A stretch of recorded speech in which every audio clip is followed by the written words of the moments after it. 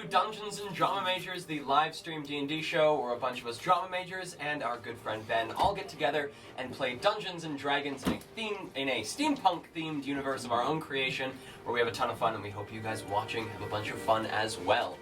We are going to pick up slightly after where we left off last episode to give you guys a little bit of a catch up. Also, quick little note, we have everyone back today. Our whole crew all sitting around the table, which is absolutely fantastic. The whole family. The whole fam jam. So, last episode we began with the party down in the subterranean lab of the Patchwork Gang. Finishing up their battle, finishing off the couple remaining gang members and causing those that did survive to surrender, the party spread out through the labs and were able to wrangle themselves one of the gang's flesh shapers, one of the sort of higher ups in the hierarchy of the Patchwork Gang. And doing some interrogating, trying to get some information out of them, the party was able to find out where the Children of Rags were being held. They're being held up in the office on the second floor of the building, as well as enlist the help of some of those that once worked for the Patchwork, getting them to destroy and burn and pillage this underground lab for the payment of getting to live and getting a little bit of money as well. Party gave them some of the treasure that they acquired from this lab in order to pay them off. And with that, party headed upstairs, had a bit of a chance encounter with the large brute named Gug, which Rex was able to masterfully deceive and convince to ignore the party through various actions that Rex got this guy to do. Meeting with the Children of Rags in the upstairs office, the party found out that they had been tortured while under the effects of Stitch, and so were healing just as fast as they were being tortured, which was a very crude but also very effective form of torture, and they were able to get quite a bit of information out of these children. Heading back downstairs to reconvene with this flesh shaper that they had knocked out, or not so much knocked out, but restrained and were keeping a prisoner. They interrogated him a bit more before finally deciding to chop off his head, and from there left the butcher shop, leaving the head of the now slain flesh shaper on one of the counters in the butcher shop, leaving it to be found by none other than Gug, who had a bit of a temper tantrum at seeing his beloved friend slain. The party headed out into the streets. Rex, while the butcher at the counter was distracted, acquiring himself a 4-foot rack of crocodile meat. The party spread out through the Low District, a portion of the party heading back towards the Warrens, the home base of the Children of Rags, alongside the two children that they saved, Bernard and Violet, while Rex and Ludi headed off to go collect a payment from one certain small little gnome, Gerard. Heading to Gerard's home, Rex and Ludi found that he was not there, but that he had gone off to meet with some friends to indulge in some of these drugs he had recently acquired. Realizing this was probably a bit of a dead end, Rex and Ludi headed back to meet with the party at the Warrens of the Children of Rags. Where we pick up today is with the party deep within the unfinished sewers of the Low District, what is called the Warrens, the home base of the Children of Rags. The party are led to a small, cramped, cold, not the coldest of these various chambers throughout the Warrens. The party are led to this chamber and allowed to rest within it. Small piles of fabric set up as beds. Not necessarily the nicest accommodations, but appears to be some of the nicest accommodations that these children can offer. And with that, we will resume Dungeons and Drama Majors. Alright, so we currently have Rex and Ludi will be joining the party shortly. Okay. We currently have Abby, Jade, and Isla down in the Warrens in a small, very dimly lit room, bits of fabric around the floor to act as beds, where you guys have been brought to rest. Where did the kids go when we got here? Once the kids led you here, they all dispersed throughout the various corridors and chambers Like in the Warrens. Violet and Bernard, I mean? Violet and Bernard were taken off by a group of about 5 kids over to a portion of the warrens you guys have never been to. You can imagine it's probably somewhere where they'll get either bandaged or they'll meet with the king or something of that Slaughtered. ilk. Slaughtered. Okay. So we're just in a little like Small little room, probably about for bed. 20 feet by 20 feet. Ceiling's about 10 feet high, maybe. And you said there was bedding?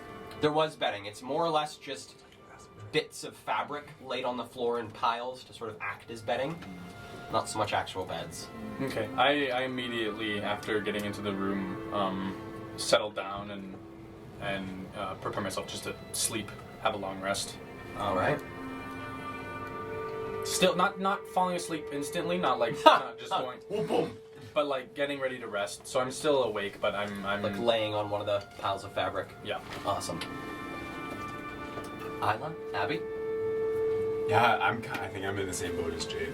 Actually, Okay. yeah. Okay. It's I kind thought of you guys were in sewers. grabbing at Funny. sewer boat. Yeah, except just like sort of finding a corner, maybe grabbing a blanket, making comfy. Comfy corner. Yeah. Okay.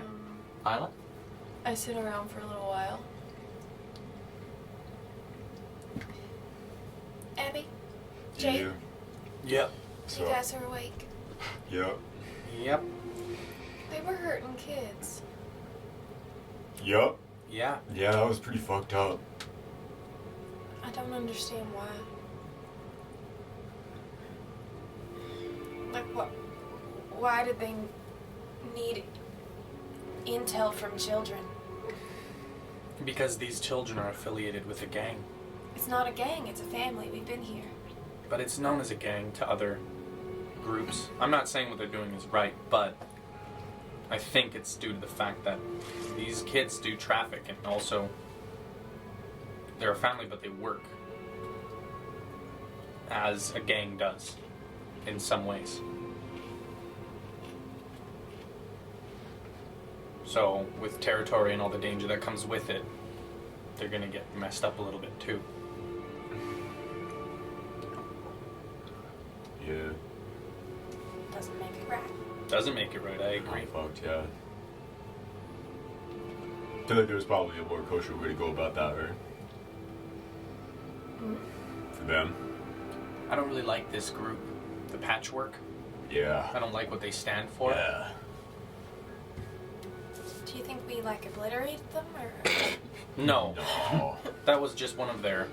We obliterated that portion of them. There's much more. Yeah. I mean, what? Archie said that he was going to... What, they took our other target to main offices, right? Black Dog? Yeah.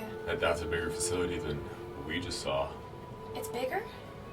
Maybe they don't make stuff, but I feel like if the head honchos around there, if Haverock was looking for a promotion from them, then yeah. I have something else I want to get off my chest. I think I traumatized that Clarence guy. Yeah, man, Clarence is fucked up. I didn't mean to, I just thought he could be useful. And then when I saw how scared he was, I honestly thought, well, maybe he's better off with us and not just, shitting his pants in a corner somewhere. Yeah. But I think it got too much when he watched just chop off the fingers. Oh, God. Should we do something for him? No, Okay. I Yeah. think we should leave him alone forever and Yeah. let him live his sad life. I feel like that might trigger him if we came back. Maybe if we just get close enough in range and then I can just speak in his head. I think that would scare him more than if he Yeah. saw us. Like he was like the ghost of this crazy. Yeah. I think you kind of ruined his life a little bit. Well, I'm just kidding. You didn't ruin his maybe life. not entirely. He's alive. And he said he's seeing someone, so maybe things will look... Oh my god, I ruined his life. You said it. Well, I said it first, but Thank you guys. You've both been a great comfort. You're welcome. you're welcome. I mean, I was wondering if we should get his address or something to check up on him in a couple weeks, but Yeah. it's gone. Do you want to find him in the Low District? That would take so long, Take weeks. and it would be pointless. Do Yeah. you know his last name? No. Clarence. Hey, have you seen this guy Black guy. Clarence? He Really looks traumatized looking. 1,000-yard stare. No. Pee in his pants. Smell Probably. bad. Okay. You know what we could do is just go around killing people and look for vomit. I gave him money. I mean, maybe that'll like pay for his therapy. Do they have therapists in the Low District?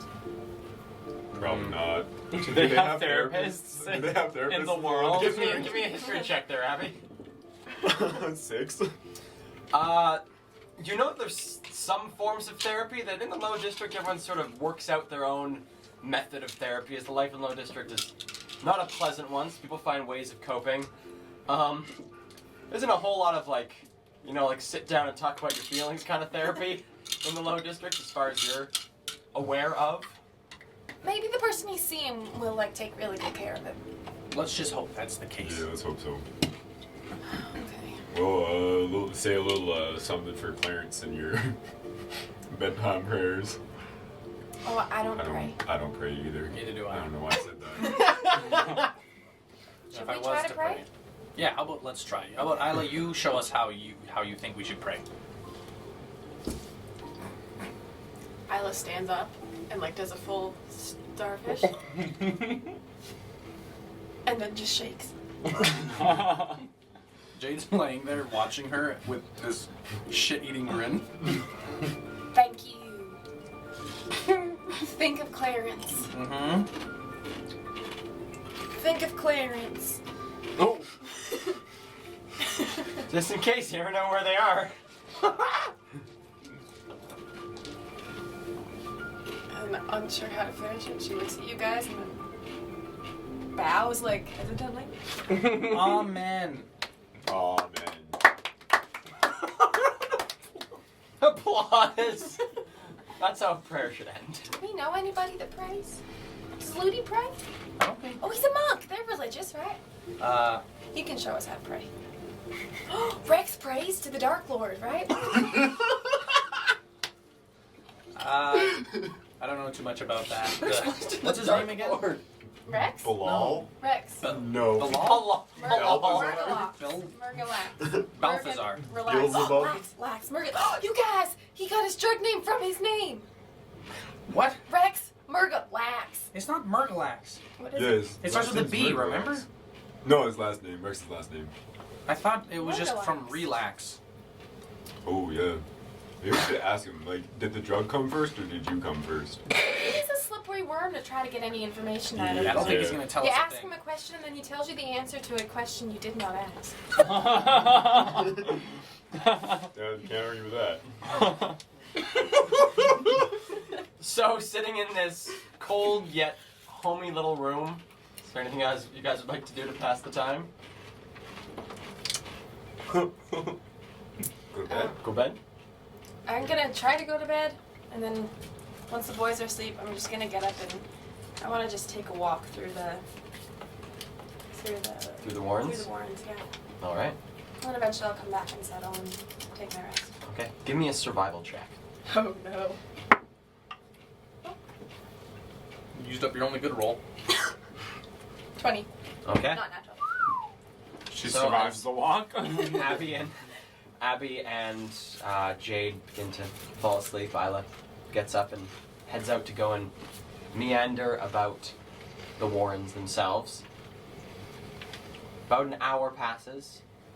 During this time, Rex and Ludi, arriving at the Warrens, are led to the room where where their friends are supposed to be.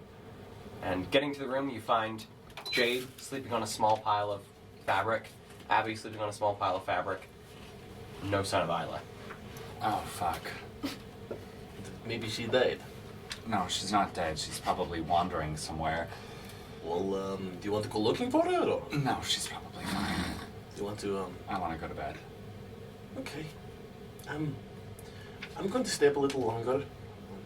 Do some thinking, you know, about what I told you, about that dream. see what I can maybe get from the Dark Lord. I decided to start calling him that. Just like Balthazar? Balthazar. Or what's his name again? Balthazar. What is his name? I don't think I should keep saying it out loud, Yeah. so I'll spell it for you.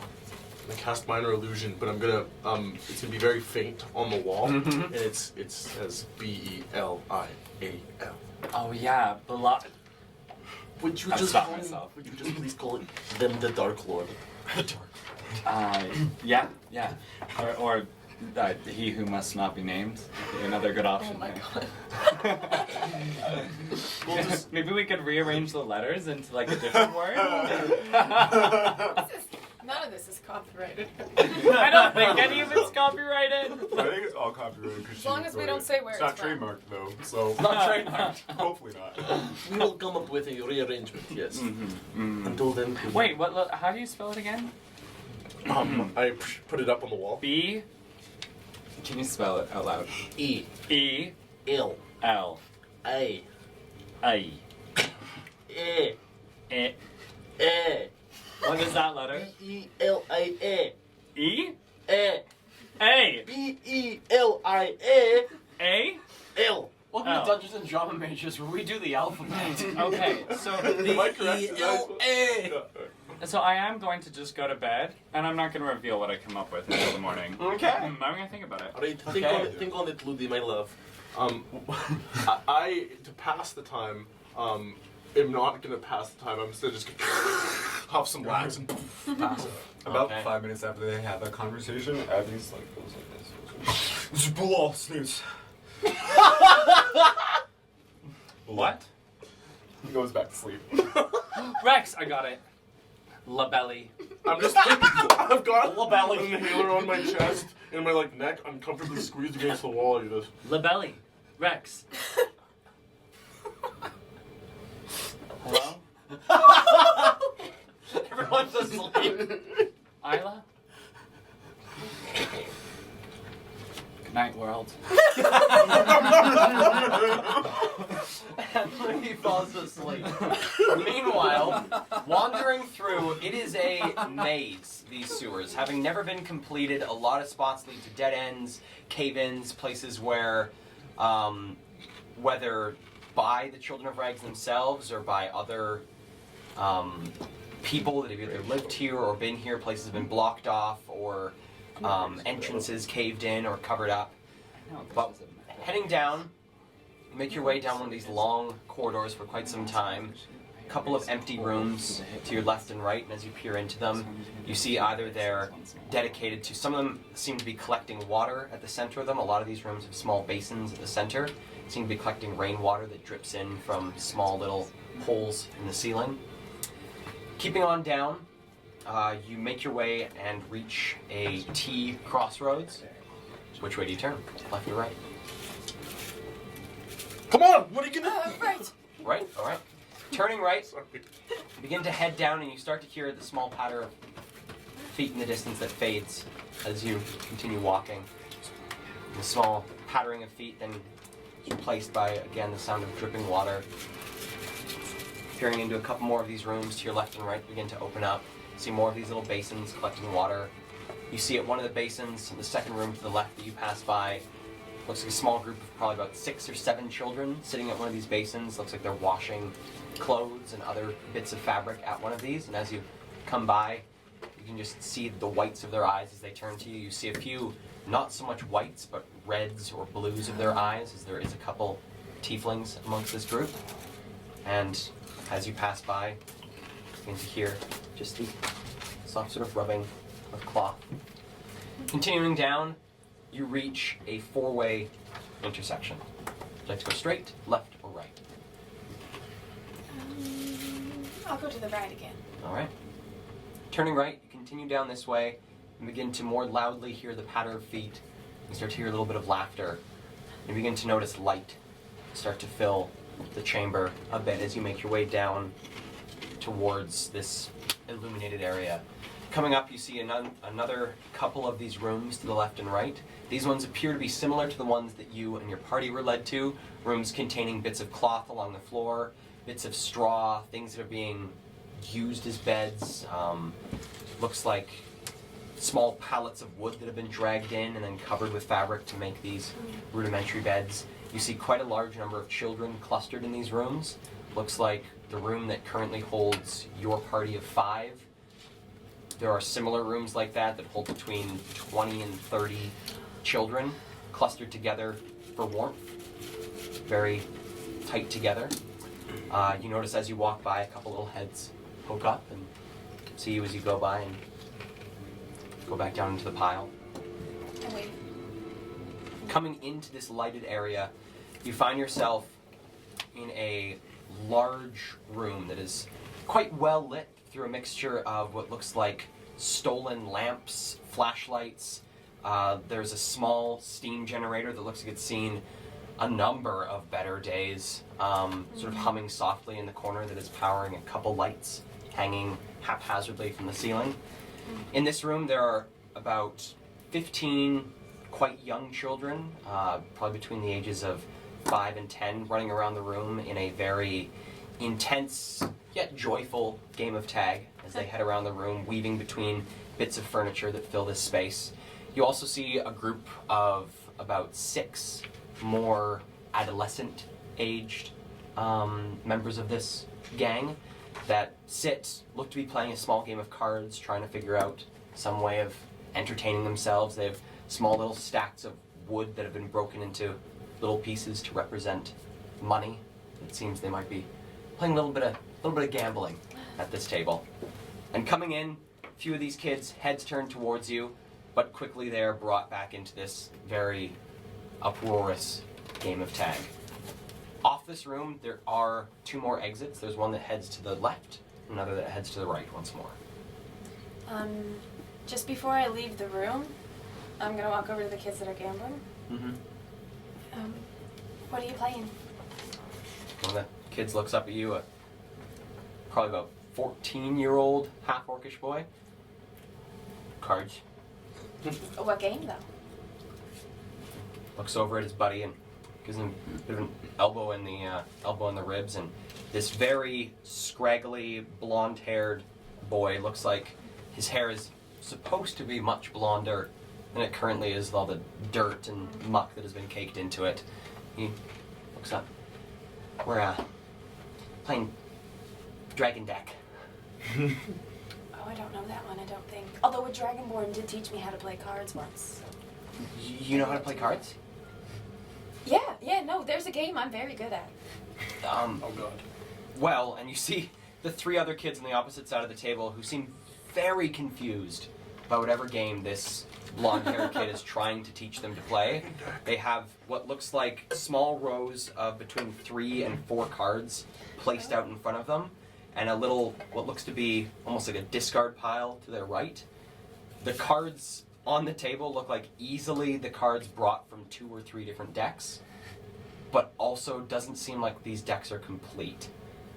So there does seem to be a number of missing cards in these 3 combined decks that these kids are playing with. And at hearing the possibility of a new game, these 3 kids' heads perk up. One of them is a probably 15-year-old high elven girl. The next one is probably about an 11-year-old tiefling girl with this very light blue skin and these horns that sort of curl back around the back of her head. And then the third one is a wood elven boy, probably about 16. And looking up, you know how to play different game of cards, miss? Oh, yeah. Do you want a new game to play? Yeah. The blonde one goes, what? I thought we were playing Dragon's Deck. Well, you know what? If we come back here, which I'm hoping that we will do pretty soon, maybe you can teach me how to play Dragon's Deck, because that one actually looks fun. It is. And what's your name? Caleb. Caleb, nice to meet you. I'm Ala. Okay, my game goes like this. Caleb, you start. So you take all the cards in your hand. So I'm gonna shuffles this small pile of cards in front of him and brings them into his hand. And you pass a card to everybody at the table. Just one each. Yep. So many Do it cards? in order though. Like so that it's like this person, this person, this person, this Pulls person. the cards back. Yeah. Yeah. There you go. Okay. Now everybody secretly look at your card. Secretly. Did you deal me in too? Thanks. Okay, we're all gonna secretly look at our cards. Now, this game, you wanna have a high card in your hand. If you have a really low card in your hand, that's not good. So it's gonna start with the person right next to Caleb, so that's me. So I'm gonna look at my card, and if it's low, like really low, I'm gonna trade it with the person next to me, and I'm gonna take their card. And then I'm stuck with their card. And if they don't want that card, they're gonna trade it, and we're gonna go all the way around the circle, and the person who's stuck with the lowest card loses. Kids seem to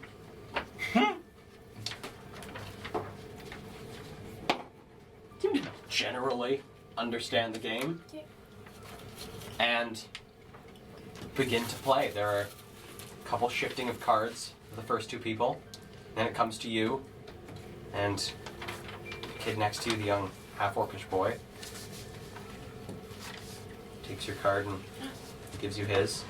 Or, I should also mention, if you think you have a good card, like a high one, you can just keep it. You don't have to trade. Do you want this back? I didn't look, so it's okay. His card back. And the final rule to this game is if anybody gets an ace, you know the one with the A on it, you lose. The kid two down from you, the that would be the tiefling girl, flips over her card. I don't like this game. But that's Like there's like we probably have like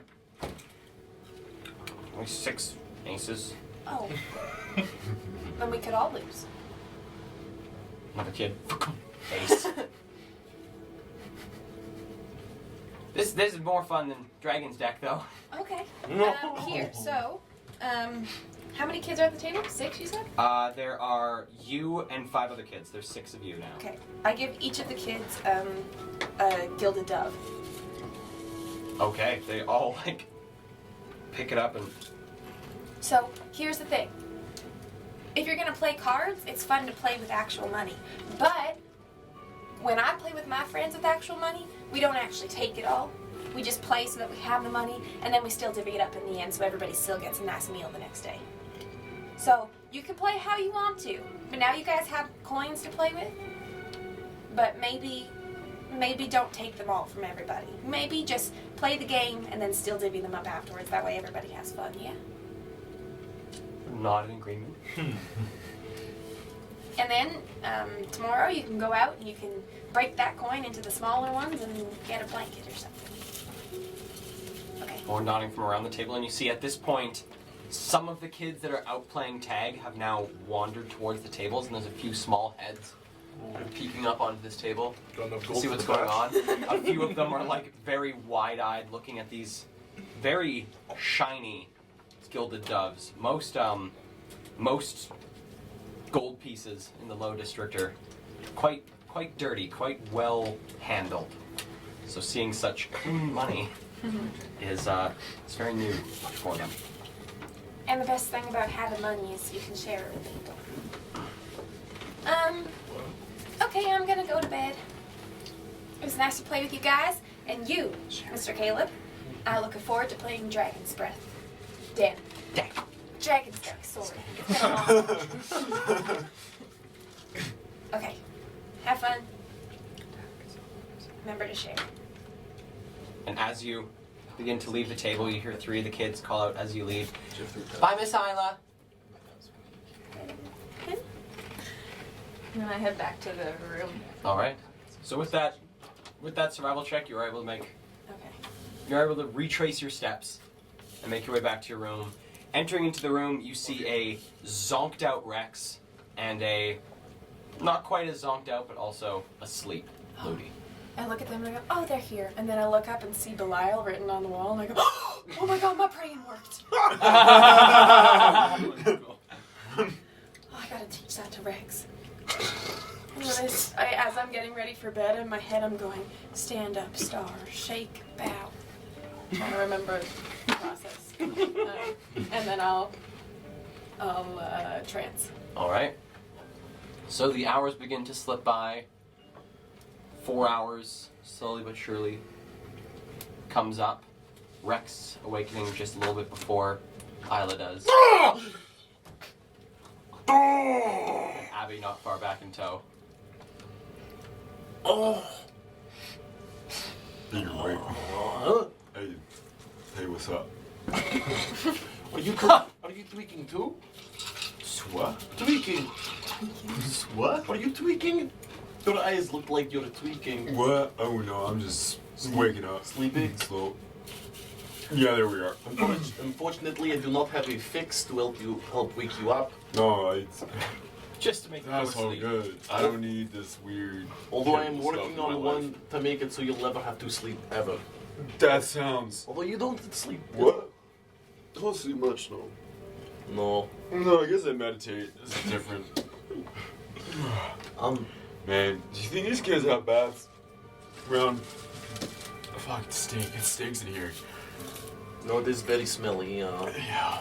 I don't think they have baths. I saw some of them. They smelled just about as bad as they looked. Yeah.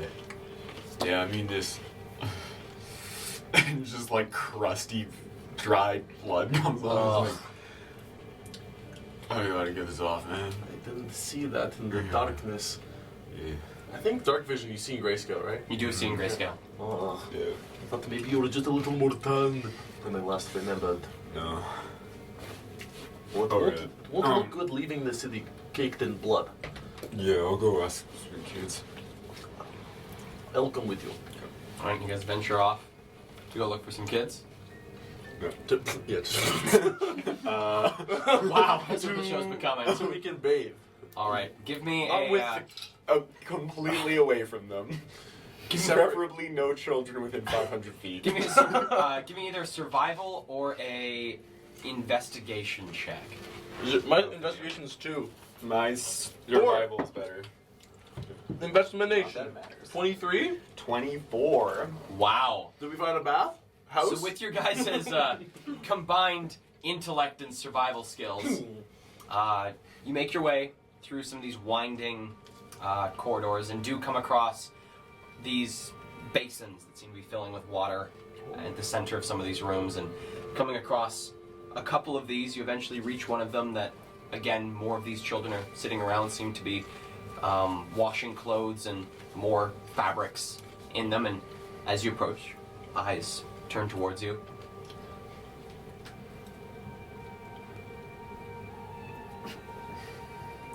No, go ahead. Me? Hey, I want one. Don't be afraid of him, though he is covered in blood. It's Don't be sorry, afraid of them. This isn't permanent. This isn't a permanent situation. Because we were looking for some bathing facilities. It's not what you think. The one that you are Actually, talking it to probably is what they opens their mouth, and just a spew of syllables that you cannot understand unless do either of you speak Infernal. Nay. Nay. Double As nay. this kid just begins to speak to you, seems quite happy to be speaking to you and telling you about how to bathe, but in a very hey. chopped up. Oh, sorry, man. Do you speak Draconic? It looks around at the other kids, and you see one of the kids that's washing sort of near the back of this basin lift up their head, and you recognize, even in the grayscale of the of your dark vision, white scales across their face. And they look up, and in Draconic, looking for place to bathe? I am bathed, yes, yeah. Room 2 2. lift.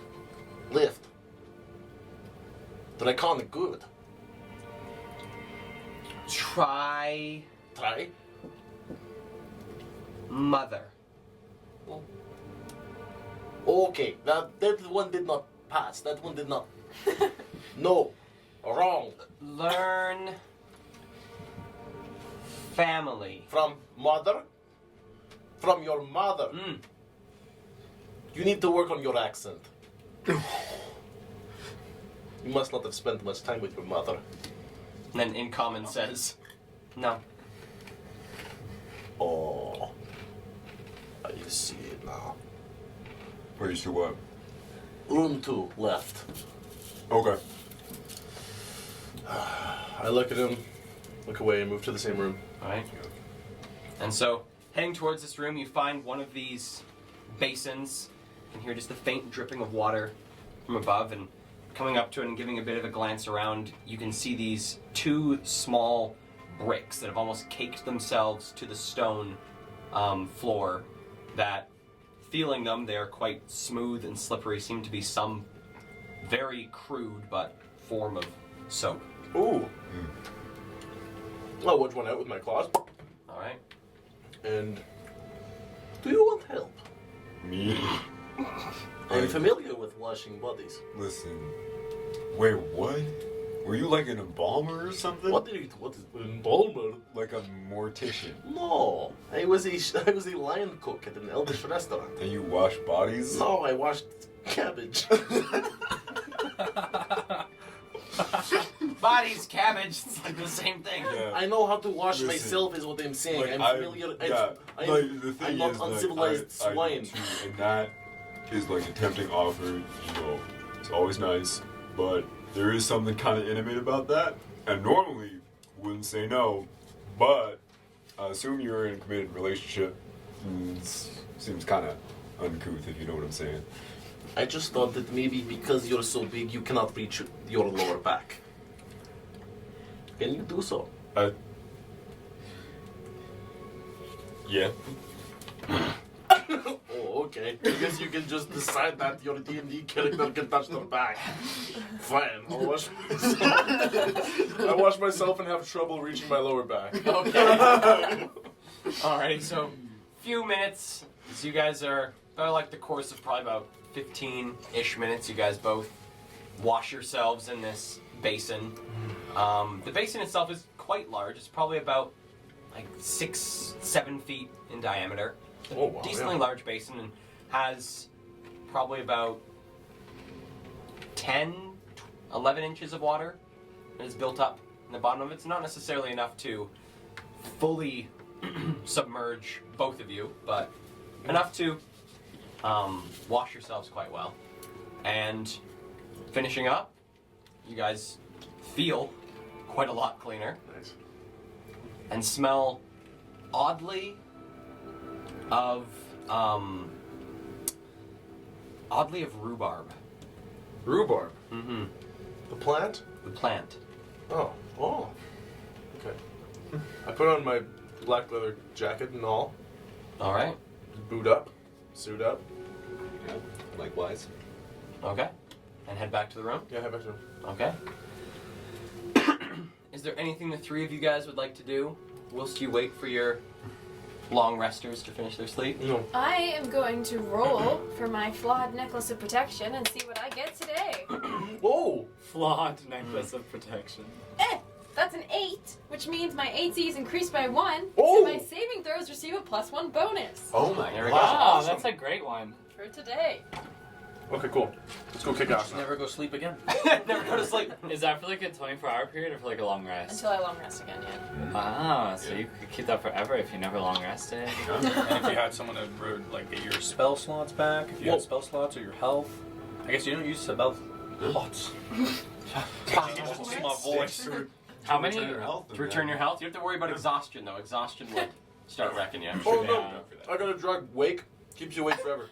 No, it'll work. Okay, let's do it. Yep. Just gotta. You'll be addicted. You just gotta become an addict. How many options How are many there for that drugs thing can when we you pump roll? into the veins of our D&D 3. characters? So Welcome there's- to. it could be reduced. My stuff could be reduced by 1. There could be no effect, or it could be upped by 1. Oh, we could reduce it. Yeah, Fun. it's a gamble. Fun for some of us. All right, so you guys just pass the time, waiting for your allies to wake. Yeah. Well, after hearing, when they get back after hearing about their adventure, I'll go bathe too and then come back. We took Alright. bath. 2 left. Yeah. 2 left. Two left. left. 2 left. What turns? You took. Once you find White Dragonborn boy, 2 left. Oh, okay. Give me a survival check there, Hyla. 16. 16. All right, so you are able to. going down, though. Luckily, taking the same turn as Abby and Rex did, you peek into one of these rooms and see the White Dragonborn cleaning some of these fabrics. You see a couple of the kids have now submerged themselves in the water and are laying in it while they're washing fabrics, and then sort of taking Rex's instructions 2 left. and head off to the bathing room. And then when I'm done there, I just come back to the room. All right. I patiently wait beside Ludi, kind of just like rubbing my hand on the dragon head portion of my cane, sort of anxiously, and I keep looking at the two, make eye contact and nod. Don't say much. All right. At some point in my REM cycle, I think I curl into you. Then I put an arm around him. All right. Rex, A few hours pass. I invoked the Dark Lord last night. The Dark Lord. I take an arm off Ludi, and he kind of like slumps a bit. You invoked? Like, before we went to bed, we were talking about maybe we should do something for Clarence, and Abby suggested we pray, but none of us know how to pray, so they were like, give it your best shot, Ala, and I'm like, my best shot's pretty good. So, Do you mean Clarence the poor sod with the weak stomach? yeah, so I prayed, I guess, and I wasn't sure how to do it, but I just did what felt right. Right. And then I left, and then I came back, and What? the Dark Lord's name was on the wall. Oh, this You know, wall. Bilal? Well, so we're trying a new thing where we don't say his name out loud just in case it's like a curse that will damn our lives and whatnot. Oh, okay. But you mean this wall? So I just wanted to tell you, if you ever need tips on how to connect with your evil god, Dark Lord is good. with your Dark Lord, yeah, I can help you. He's no god, I don't think. Okay, well, yeah, if you could teach me everything you know. I mean, the little ritual. Oh, look, Ludy's waking up. I'll teach you later. All right. And Ludi and Jade both start waking up.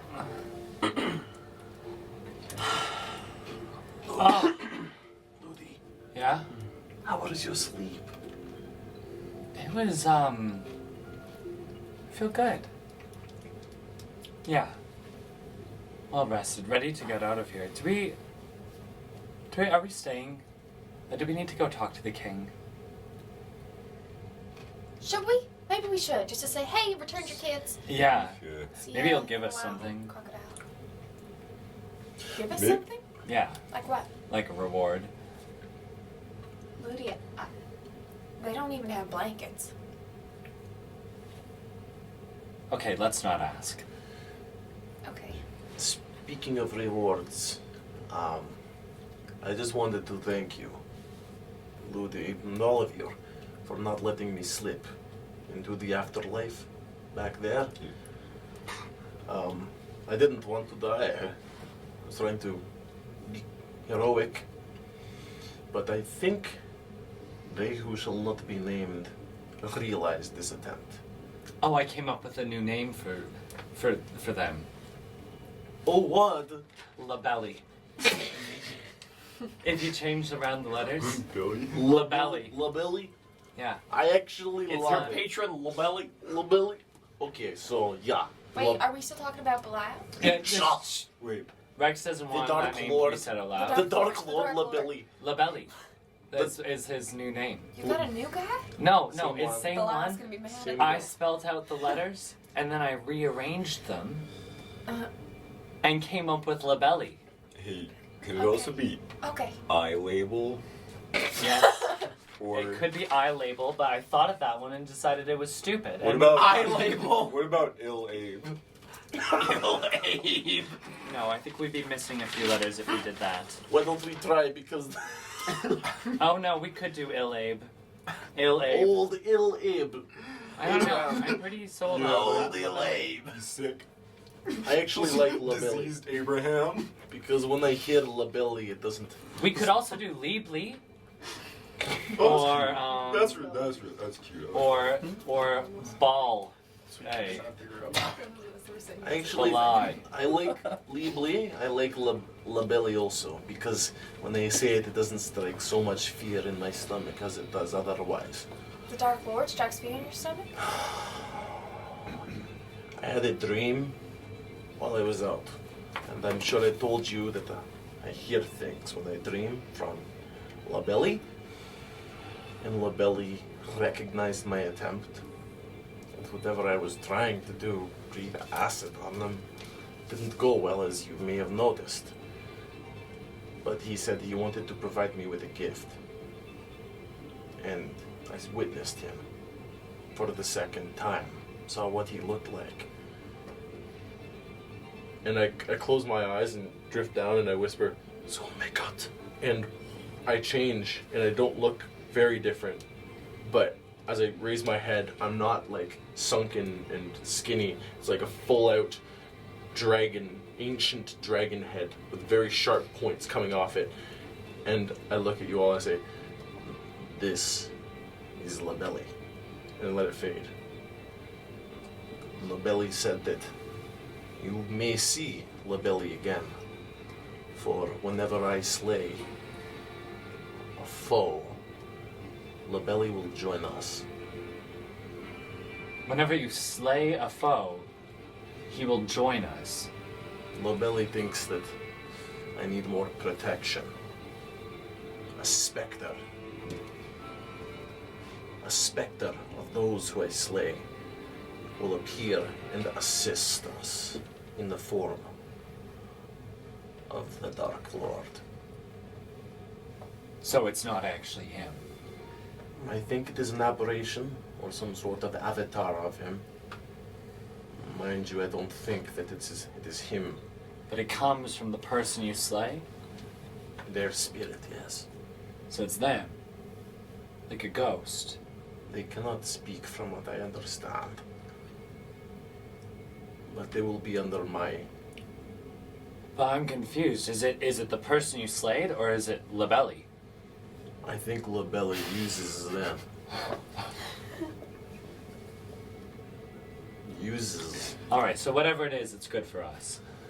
I just wanted to say this, in case it is startling, or you are afraid of ghosts. I'm sorry, I'm barely awake. I'm trying to figure out what you're talking good about. Good morning, Jade. Good morning. I had a dream while I was, dying, bleeding to death. And Belial, Labelli wants to provide me with more protection. Spectres will join me. Okay. I don't mean to alarm you, but when you did that, you know he looks a lot like you. Now, I'm not saying he's your dad, Onion? but we're talking about some guy who you don't really know, who just like comes down and helps you when you get sick, and gives you like little boosts and wants to help you in battle. Looks a lot like you.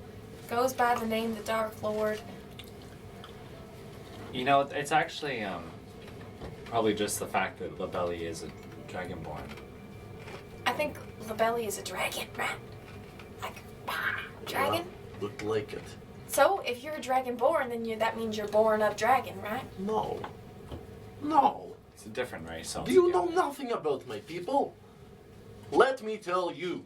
3 hours passes. Tell the family history of the Murgalaxes. This is halfway point. And that's how it happened. An egg. But who knows where it came from? And then the ending is, and so that's why I quit my job and started selling drugs. Can we please go see You the hear king? you hear from outside of your room. Is it the kid? And you notice that a small throng of children has sort of gathered around at the telling of this story. They're just all like looking into the room, wide-eyed. I look around for the white dragonborn. Give me a perception check. 18. 18? Yeah. Looking around, don't see the white dragonborn. What are you looking for there, Abby?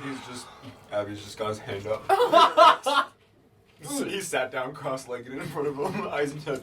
I would stretch my cane, bow, and see Abby cross-legged. Hey, Yes, Abby. sorry, related question. Yeah. So like you sell Lax, your last name's Myrtle Lax. Entirely, Is that just like a coincidence, or did you invent it? entirely intentional. Oh, intentional. I thought it was befitting. I told you. You know, because it relaxes you. It's also a laxative, and it's made by a Mergalax.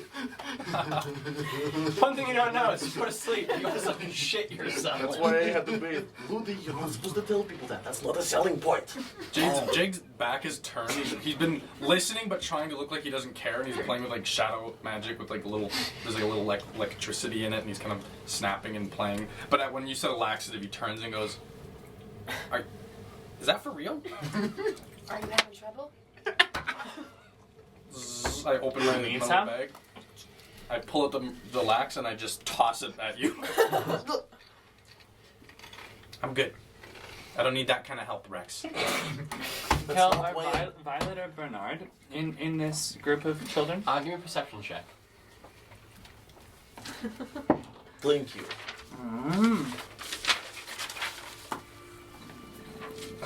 17.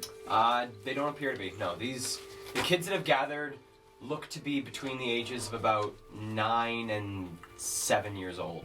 Oh, okay. So a lot younger kids that have gathered. Approaching the group. Do any of you speak common? The throng of kids extends out, except for one kid that didn't quite get the memo and sort of looks around. They're a young tiefling boy. Yes, yes. How are Violet and Bernard doing? Sort of looks around to the group and there's some soft mutters. They're good. We wanted to say goodbye to. Looks like about 5. Oh my god. We wanted to say goodbye to the Good. king, right? Okay. We wanted to say goodbye to the king before we left. King Hanno. Could you take us to him? Yeah. Yep. Mm-hmm. What's your name? Calvin. Calvin? And Calvin, how old are Calvin. you? How many? Calvin. Calvin. Is it a new name? My name is brand new too. Calvin. Isla. Allah. Yeah. Allah. How many are you? How old? Just one me. No, honey. How many years? Do you know how old you are? So whispers around. One of the kids waddles into the semicircle. Calvin is 5. Wow, And they Calvin. go back in looking very proud of themselves for having aged Calvin. I'm gonna lean into Calvin and I'm gonna go, you wanna know a secret? You're 3 years older than I am. Do we hear that? I'm whispering to him in his ear. I'm trying to hear what she Okay, said. give me a perception check. Do I hear what she says? Give me a perception Oh check. no, I was not. Well, I was nearby to Calvin, but It's a I wasn't 14. listening in. Should I roll What something? about a 20? I'd say roll a performance check. This is your whisper performance. 17. 21. 21. So Abby does hear you. Counselor looks at you. The king's this way. And the kids all very excitedly rush down the right hand, sort of turn down the passage. And as they rush, they run all the way until they ever get to an intersection and then just wait for you guys to catch up. If And they're then running, all I'll run with them. too. charge down the next one and wait at the intersection for you guys to catch up. And then once again, and after about... I'm gonna run with them when they do it. Alright, so you were able to keep very good pace with these kids. You were probably about You and Abby are more than twice as fast as these kids. But they're giving it their all, and they're very excited to have people I'm to like run playing with them as we run and like pegging them. Nice. After about slowly. after about 8 minutes, Brooding. you guys get to the throne room that you had been in before. The king and Rags sitting in their throne. You see the kids again playing about this large open area, the 2 large brassy cylinders that have been converted into these small little homes. The kids in this room, there are quite a lot fewer kids than the last time you were here, but there's still probably good 15 kids about the room, ranging from ages from about 4 to about 17. But your small throng of kids, being about 24 children, sort of heavily amplifies the number of kids in this room as they all spill in, and the king in rags sort of squinting towards you, sees you all enter, and strikes the small metal object to his right-hand side, and the kids all, and then quickly form rows and sit. When we get in front of him, I immediately pop down, one knee down, one knee up, and give him a little bow. And you hear a couple of chuckles. I smacked you, Jade. I do one of those things where you get hit and then like a second later you just go, Bow. no. Why not? You guys. I valiantly bow. Thank you. You hear a few more chuckles ripple through the group of kids. And then I cast Yeah, minor no, illusion cool. to make a farting sound from the ceiling.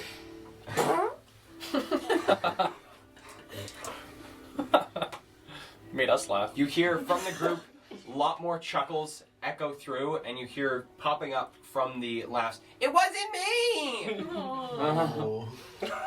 As that kid says that, I finish glaring at Rex and I awkwardly bow myself. Nice. I will not succumb to your peer pressure. Abby's already bad. Abby is already bad. Alright. You're almost at the grave. Exactly the reason I don't need to bow and I cross my arms. As you all ascend from your bows, Jade from his standing position, King and Rags smiles at you all. Well, it's very nice to see you all back in one piece. I have heard from both Violet and Bernard that, well, you were able to rescue them. I'm very glad that they were able to be returned in one piece, though I've heard some of what they faced with the patchwork is, well, they are just as brutish as I had worried. Mr. King, I don't know the extent to what Violet and Bernard told you, but they've been through a lot. And like things I'm not sure most people should ever have to face. So they might not be okay. Violet seems really spunky. I don't know her, but She she does seems have a tough. fire to her, that one. She got a little bit of revenge. Oh, We had the guy that tortured them. She gave him a few little knocks. is this, individual still with us? Your, right honorable king of rags. This man cut his head off with an axe. Ah, One Aye. quick thump. executioner. And then I stabbed into his head through his neck hole, and then I was parading around his head with Look like, around a- at the children. The kids, there's some questioning looks. There's couple little kids Oh, seem very excited by this idea of a head on a stick. Do you want to hear the end of the story? No, Rex. There's that's an enough. equal mix of yes and no throughout the audience. I go, ah! And hearing all my party members saying no, I boom, put my cane down. Well, I must ask, did you find the acquaintance? No. we're gonna go find her now, though. We think we have another lead on there. Where she might be. And where might that be? Fortunately, where the headquarters of this whole patchwork deal might be, Black Dock. Are you familiar with the area? Generally, yes. Me and my family don't have much reach outside the city, but I do know of Black Dock. One thing I do know. Vanessa, one of the younger kids, stands up. Fetch me some writing. And she runs off, exiting the room and heads down one of the smaller corridors. Black Dock is it's a difficult place. It's luckily not as fickle as things are here in New Eden, as it's not run directly by the overseers. The Blackguard are much more lenient.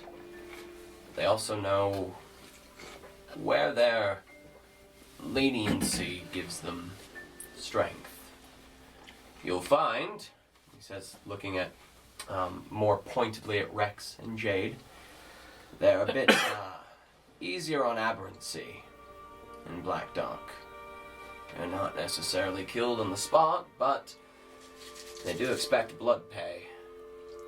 If your blood makes you an aberrant, you can either pay for your life, or they turn you over to the overseers. Is it a one-time fee?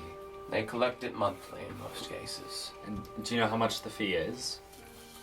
Depends on the individual and the instance in which they discover the aberrancy. Known it to range from 10 gold pieces to, in some difficult cases, upwards of 30 or 40. Well, we can definitely afford a month. So. I'd rather just not pay and not get caught. That But would I be just- the better idea. I see what you're saying, though, Louis. Yeah. The city is run by the Blackguard, and they are very efficient. And how connected are they to the overseers or to the government in New Eden? They are, I'd say, the affiliates of Shaw's. They are not directly run by her, but a number of their higher-ups are on her payroll.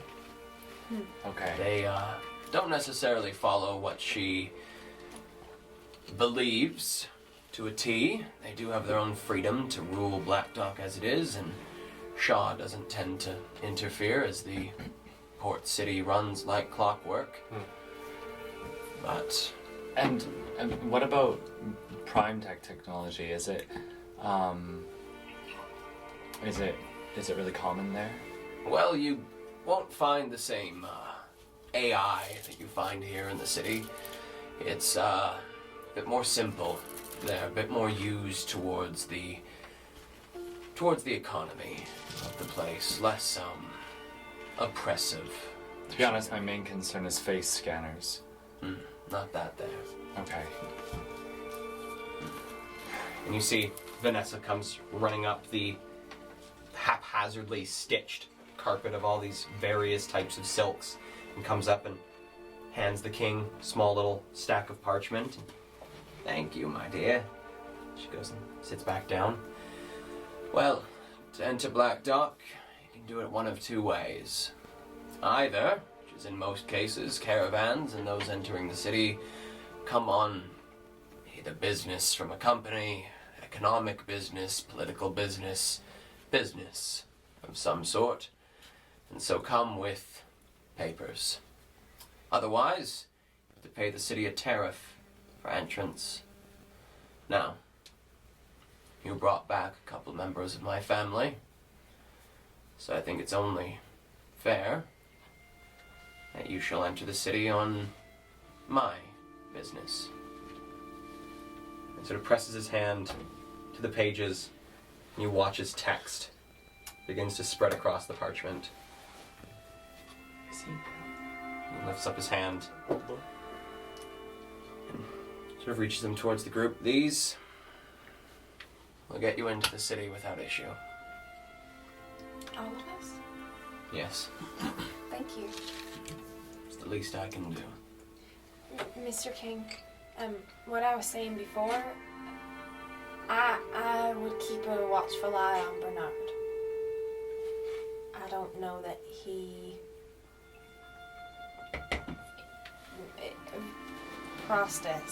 processed as okay as Violet did. He is a softer boy, that one. Thank you. I'll keep an eye on him. I have another question. Yes. If it's okay. If you don't mind me asking. Hmm? How much does it cost you to feed these kids for like a month, say? Well, cost is a little more confusing in a situation such as ours. Most of the food we have is not food that we buy, per se. What do you mean? Well, with a family as large as mine, it would be quite expensive feeding the children, and, well, they learn early on here to steal for their bread. Do they ever get like treats? Do you think? On the occasion that they find something nice in someone's pockets or a particular stand isn't watching their sweets closely enough. Occasionally. Have you ever had a cinnamon tart? What? A cinnamon heart? I'm not sure that I have. One day you would.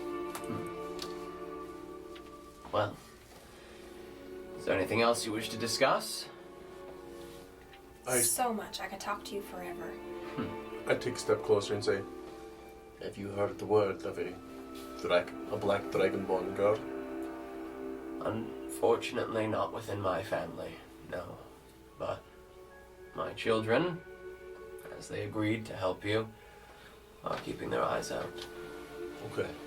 I will have you know, our sway is mostly in this district. If she was lost elsewhere, it may take time. I'll keep my eyes peeled too, as I have been. Well, best of luck in Black Dock. Keep your hands to yourself in a place like that. There are eyes everywhere, and the Blackguard are quick to, well, cut off the buds that aren't growing the way they should. What eyes? Well, the town is run as a business.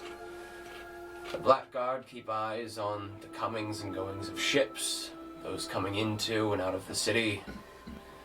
Well, as is most things in the network, you never know where the ravens are, where they may be spying, where their nests are. So, it's best to keep to yourselves, not bring too much attention. It's a small city. Word spreads quickly. Thank you. Are you saying we shouldn't steal? Well, just don't get caught. Oh, I never get caught. Except for that one time when you got caught, so. When did I get caught? When we first met you. Oh. I got you. There's water under the bridge, I just wanted to. Duck off the Dragonborn's back. Duck water off a Dragonborn's back. Lost Sorry. in translation. I was high not 3 hours Hey, ago. man. What? What did you talk? I think we'll take our leave. Thank you think so they much want for your help. Well, do know, should you ever need respite, the Warrens are open to you. Thank you. Do you have like a P.O. box?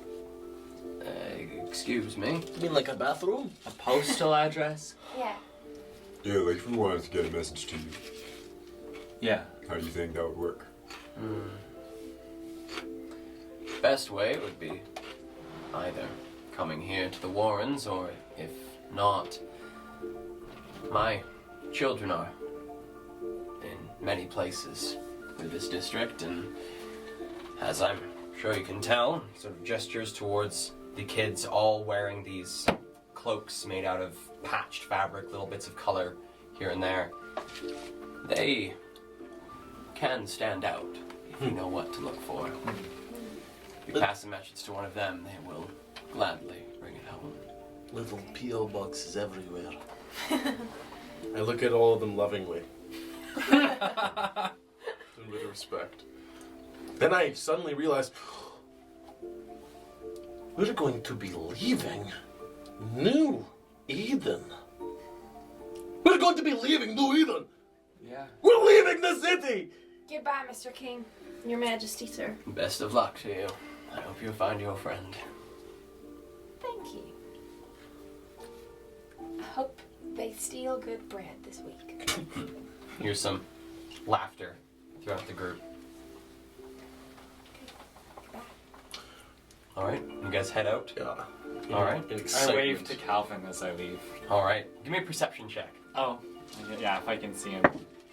19 plus, what, 7? 3, 22. Awesome. Looking around the groups, they're seated in these long rows of probably between like 10 and 12 kids per row, and glancing down some of the rows, you see Kelvin, and as you look at him and give him a bit of a wave, he...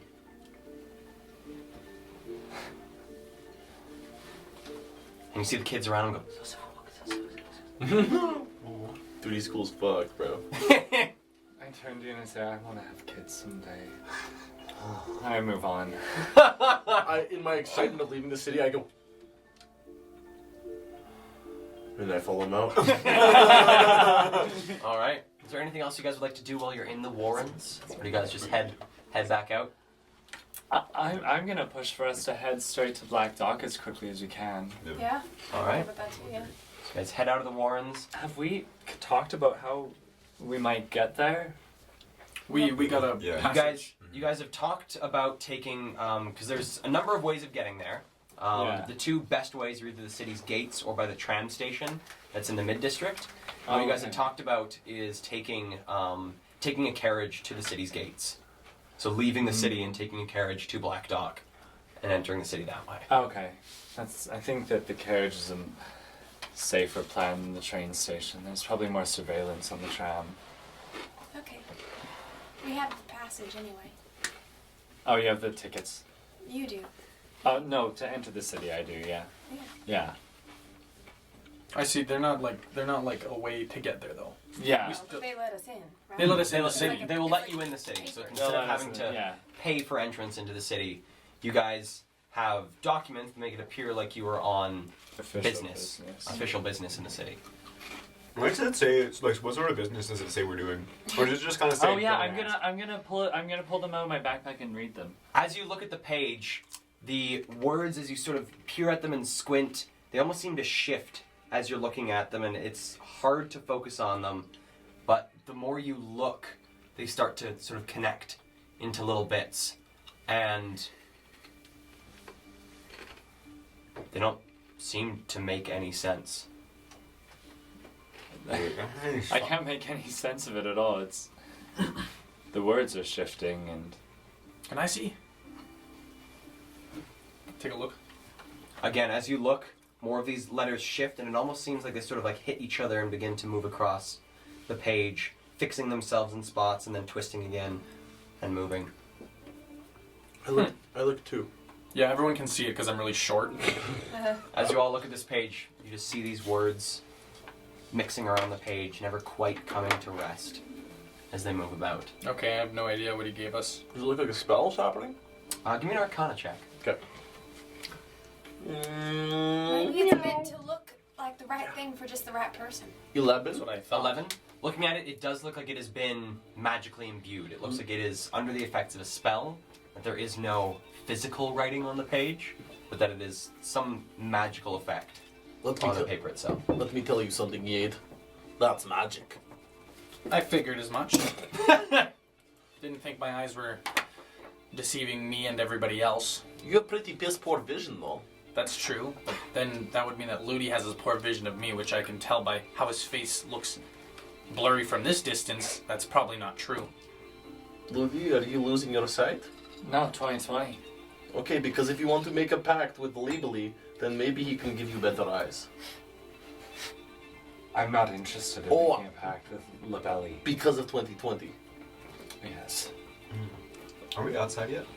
Oh, yes, you guys Dark Lords exit out through the fake grate of the Warrens and begin to make your way through the Low District out towards the singular main gate that leads out into the wastes from New Eden. I'm just a little confused. Are we walking there? We're gonna take a carriage. Caravan. You can just rent a carriage at the gate. Probably hire someone to take us there.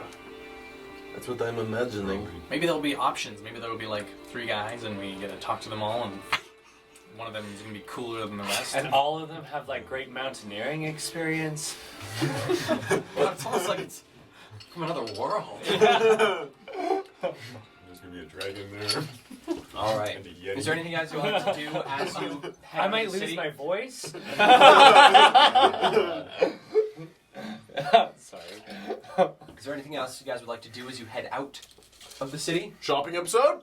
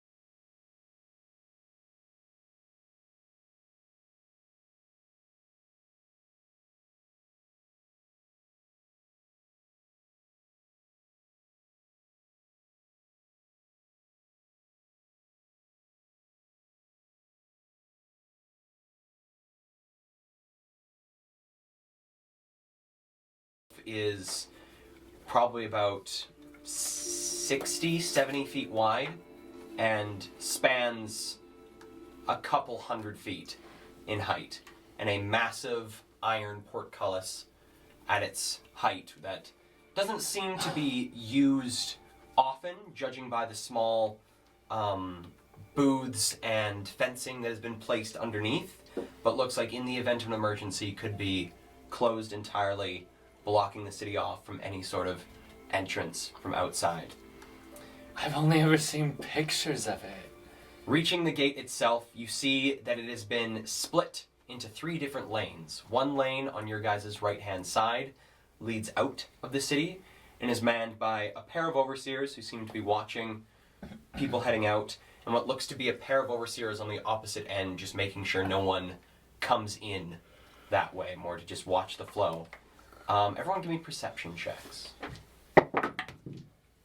Ooh, 19. 16. 20. Where did my D20 6. Nice. And also how Oh, natural one. You can see it. Natural one. one. Alrighty. Which is funny because I was really staring at the bridge. I was really You're just enamored. very That's what I transfixed was on- playing. You're I was like, transfixed on wow. the gate, but you're not so looking at what's going down on the ground. No, that's it. I was. It's beautiful. So Isla, Abby, and Rex, all 3 of you notice as you're looking at this place that you begin to see the uniforms of the overseers amidst the people coming in and out. You count 10 overseers that seem to be manning this gate. What looks to be a pair of them wearing the dark purple outfits of the officers. Oh, And you can see the 3 hulking shapes of the 3 enforcers amongst these ranks. And then a couple who are just overseer lackeys, so to speak. There's the 10 overseers, the pair of officers, Oh, fuck. and then That many. the 3 enforcers. So there's a total of Total of 15 overseer involved individuals manning this gate. I squeeze Ludi's bicep in a weak spot that only a lover would know. Really hard. and I point at the gate. Subtly, though. Not No. like... No. Bah! No. Did you guys all slow down? What When do you mean? guys saw that, did you guys kind of all collectively slow down? The first time ever, Jade's walking faster than everybody, and then he kind of stops. Are we going? Wait. I just kind of duck behind Abby and go, "Could you just cover me for a second?" Yeah. And I bend down like I'm gonna fix at my boot, and I'm just gonna look up at whoever I can see first in the crowd. Alright, give me a perception check. Whoa.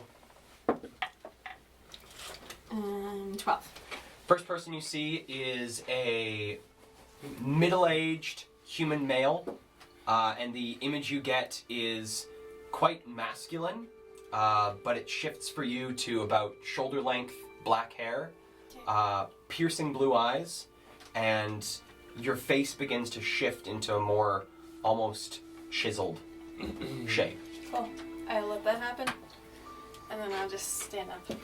Rex, I'm not. Might as well, this is I'm not going. going through that gate. What's up?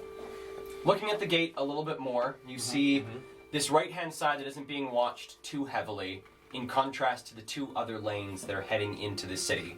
So on this right lane, looks like both foot traffic and small caravans are being brought through and out of the city. Coming into the city, the central lane seems to be these caravans coming in, and it's quite slow progress for these caravans coming in as items are inspected, papers are checked, various other things are taken a look at, and there seems to be a pretty strong overseer presence at this middle one.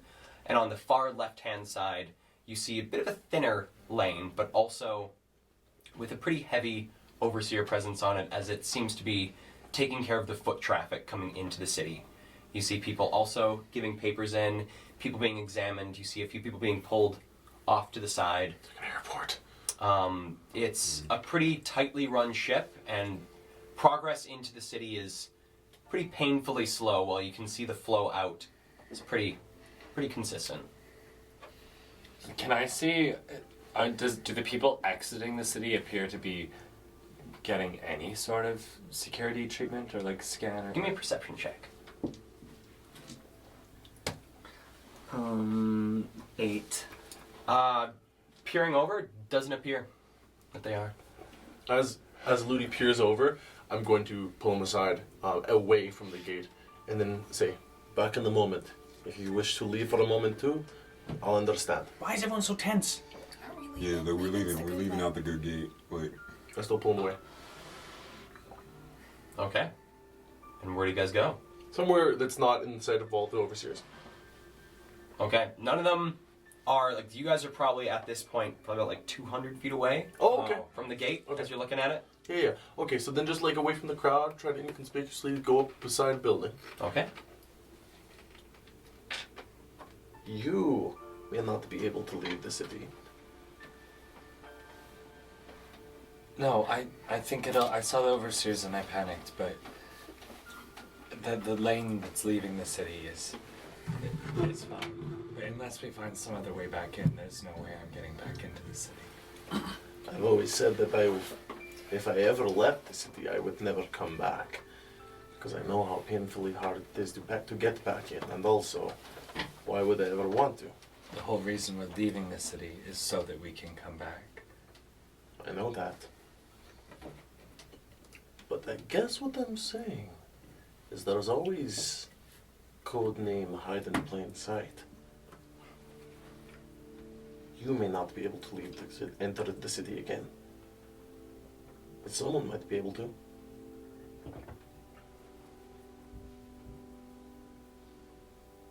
What are you saying? I can become other people. I'm sure you can too. I look around, seeing the people who might be able to overhear me. They have facial recognition. Unless I... And who knows how far it goes. I mean, maybe I could change my face, but... I don't... Well, if there's a will, there's a way. We'll find a way. Whether it be criminal or not. I have to get back. We'll get back. I will get you back. Yeah, we'll be fine leaving. I'm just gonna keep my head down. I go with him. All right. Rejoining the group. Mhm. What do you guys do? I'm walking quite sullenly, just with my head down at the ground, attempting to just blend in with the crowd. All right. Are you with us again? Yeah, Yeah. we're back. We've caught back Is up. everyone freaking out because the overseers are there? At the gates? Yes. What's so scary? Can't we just walk out? We are wanted. Yeah, I mean, yeah. but aren't they looking and like looking. Yeah, I saw very them, close Jade, eye. and I panicked. Yeah. But it's fine for leaving the city. Getting back in will be another story, but they don't seem to care about who's leaving, which makes sense. I just... Do I know of any other secret ways inside the city with my past experience? Give me a history check. My past experience. Professional skier. 10. You do know of smugglers' tunnels, of other ways into the city, Well, but they are by no means easy, and especially with a group this size, it would be difficult. Because they're tiny? Because they're difficult to maneuver through. Ah. There is other Like ways. a house if you're small? You don't know. Okay. There's other ways in the city. It's just hard with a group this big to make it safely without being noticed. What if we went individually? Well, you wouldn't know where you're going. They're hard to navigate. Oh.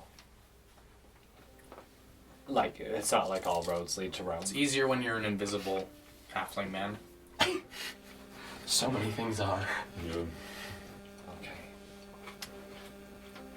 Can you get us back into the city, Jade? Probably. It'll be hard though. They have people and they have things. How down much there. money would you bet on it? I don't base my value on money. No, I'm just curious, like, as an indicator of, like, how confident you are, like, how that you could get us back into Oh, the city. if you were to pay me, No, I mean... I mean, Hey Jay, just slung you back if you in the were... city. If you were a gambling man, how much would you bet you could get us back into the city for? if you were a group of people who didn't know what they were doing, I wouldn't do that again. So you wouldn't even gamble on it? I wouldn't. Not I even would a never gill. do that again. I've done it before, and it turned out wrong. So But- it sounds like you're not entirely confident. You I'm could not get us entirely back into the confident city. in a group of common people, but you're not a group of common people. I think we could do it. we gotta survive us. Exactly. Okay. I cast Disguise Self to look like a dark-skinned man with long black hair. Nice. I trust that we can handle it if anything goes wrong. Great. All right. Right. To the Black Dock. To the Black Dock. Does this look like the same amount of presents that there was like about, I don't know, a year ago when I... Give me a history check. That's a good question. Oh, yeah, that's a really good question. 5. Yeah. Bad roll. Thinking back, you have a hard time recalling just how many overseers there were, but you do know there's one more enforcer than you remember there being. Oh, man. Okay. Enforcers are the tall ones, right? Enforcers are the large metal constructs. Do they Like walk? like the 20-foot tall. No, the those ones from are the high striders. districts. The enforcers are probably about 10, 11 feet tall, and they're pretty well made out of solid iron. And Okay. do they have legs or do they roll? They have legs. Do they like ka-chunk, like a cow kind of, or are they two-legged? They're two-legged, bipedal, Oh, okay. Like a mech. like a mech. That's pretty well what they are. A mech. Are they manned? They are not manned. They're They automated. usually have between 1 and 2 overseers always with them, but they're not manned. Spooky. Okay, I think we head through the gates. All right. Mm-hmm. So My heart starts pounding as we get closer. coming through the gates, you sort of file in with a bit of a cluster of people that are heading through, and as you begin to pour through what becomes probably about a 15-foot wide corridor that you start heading down, you pass the first 2 overseers. You sort of glance into the crowd. You see the faceless, featureless masks peering into the group as you guys pass by them. Coming into now this channel, this 15-foot channel out of the city, you can see the 30-foot tall iron fence that pretty well separates each one of these different lanes into and out of the city. And peering through it, you can see the overseers taking papers from those who are coming into the city. You see a couple overseers with these small, brassy, handheld devices with what looks like a small crystal fixed onto the end of them, sort of running these up and down people that they have pulled aside away from the groups. And as we begin to make your way, passing by the last two overseers who are keeping an eye out, you see they're kept quite busy by watching those who might be trying to sneak in by coming up that lane. But they don't seem to pay you much mind as you pass out of the city, and you see in front of you the large walls that surround the city fade behind you, and you see the kilometers and kilometers and kilometers of expanse that spreads out before you. That is the wastes of Riss. Is it beautiful? It is barren. It looks dead. But there's a freedom to it. It's so beautiful. Looking to your left as you head out of these gates, you see a massive expanse of multicolored fabric spread for probably about 3 kilometers westward. What Give are me history checks. What are those? I'm gonna ask. No, wait. Maybe I do know. Natural 20. Natural 20. 9. 9. 8. 8. 17. 17. 17. 17. All right. 38. Everybody knows this one.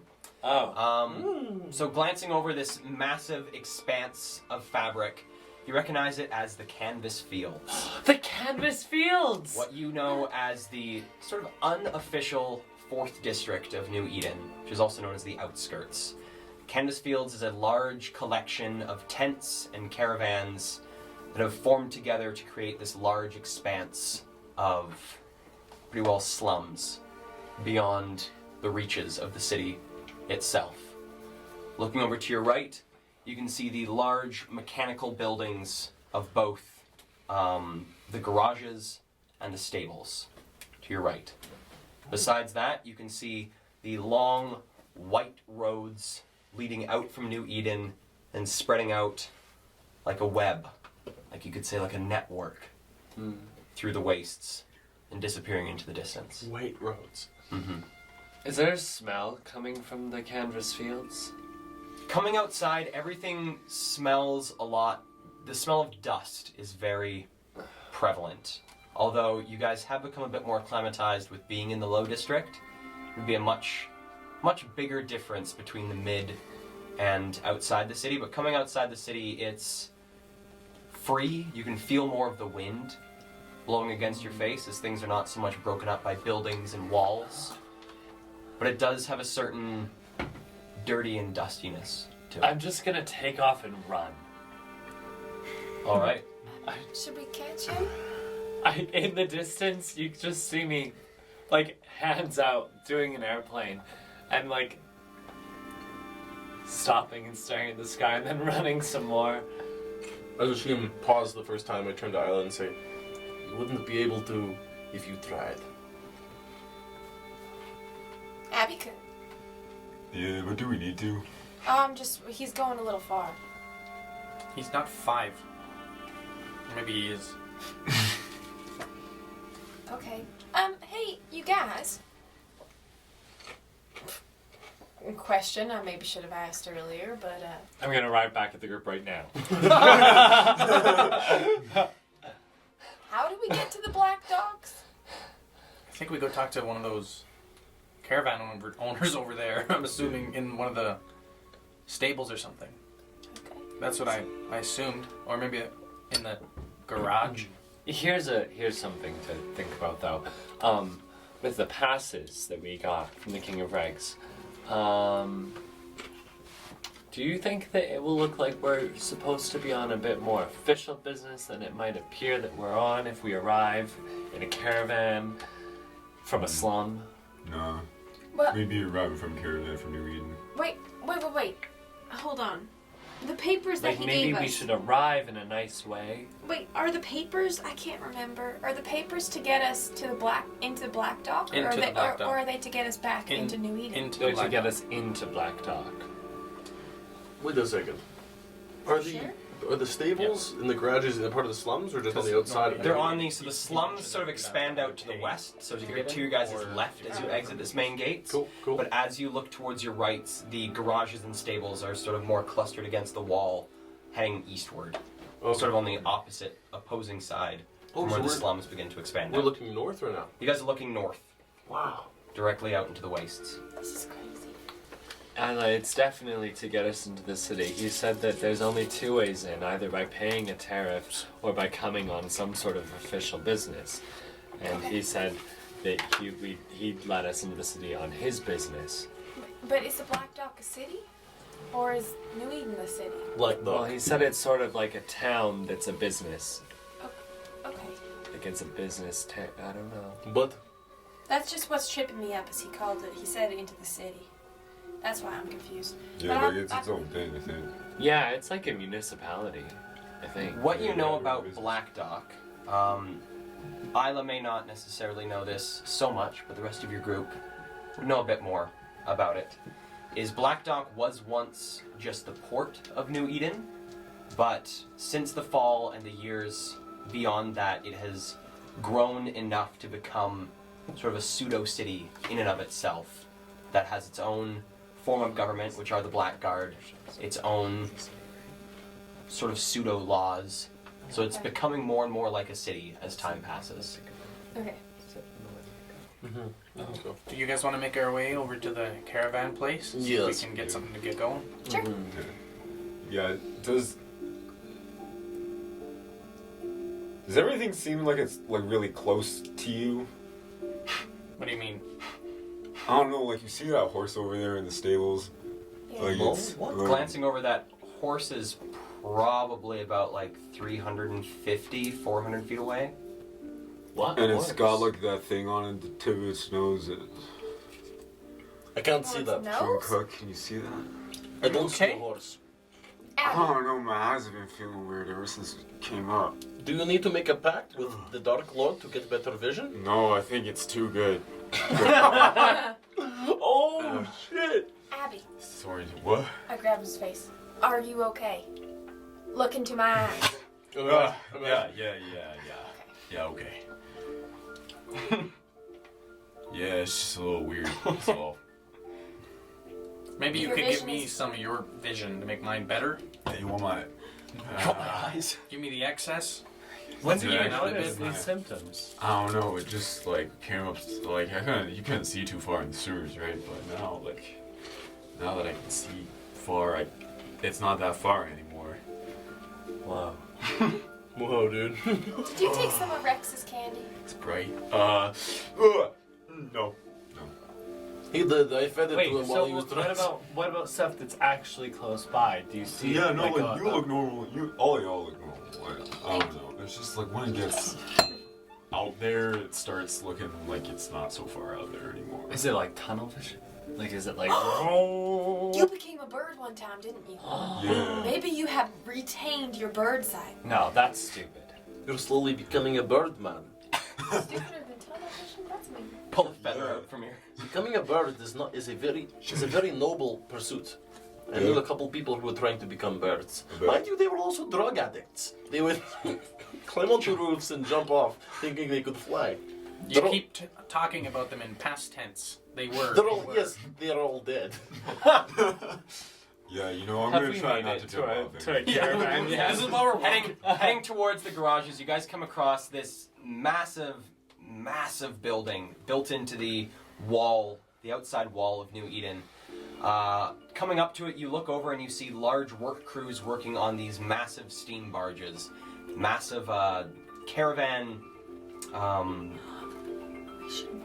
trucks, I guess, that are about 150 feet in length, probably about 40 or 50 feet in width, and are mainly the largest transportation of goods throughout the network. That's the prime thing that is used, are these steam barges. As you continue down through the garages, looking in, you see a few of the rovers being worked on, smaller, faster versions of the steam barges that are more meant for personnel movement or small amounts of goods delivery. Continuing on, you see the garages begin to almost sort of shrink in size, going from the largest to medium to then the smallest. Find the garage filled with these long lines of steam bikes. Small motorized bikes powered by steam engines. My heart goes. Boom, boom, boom, boom, boom, boom, boom, boom, boom, boom. Rex. See a large number of mechanics working on these things, tuning them up, fixing broken ones. You see a couple people dealing with customers, and you see No. money exchanging hands. No. We are not buying a bike. It's so cool though. No.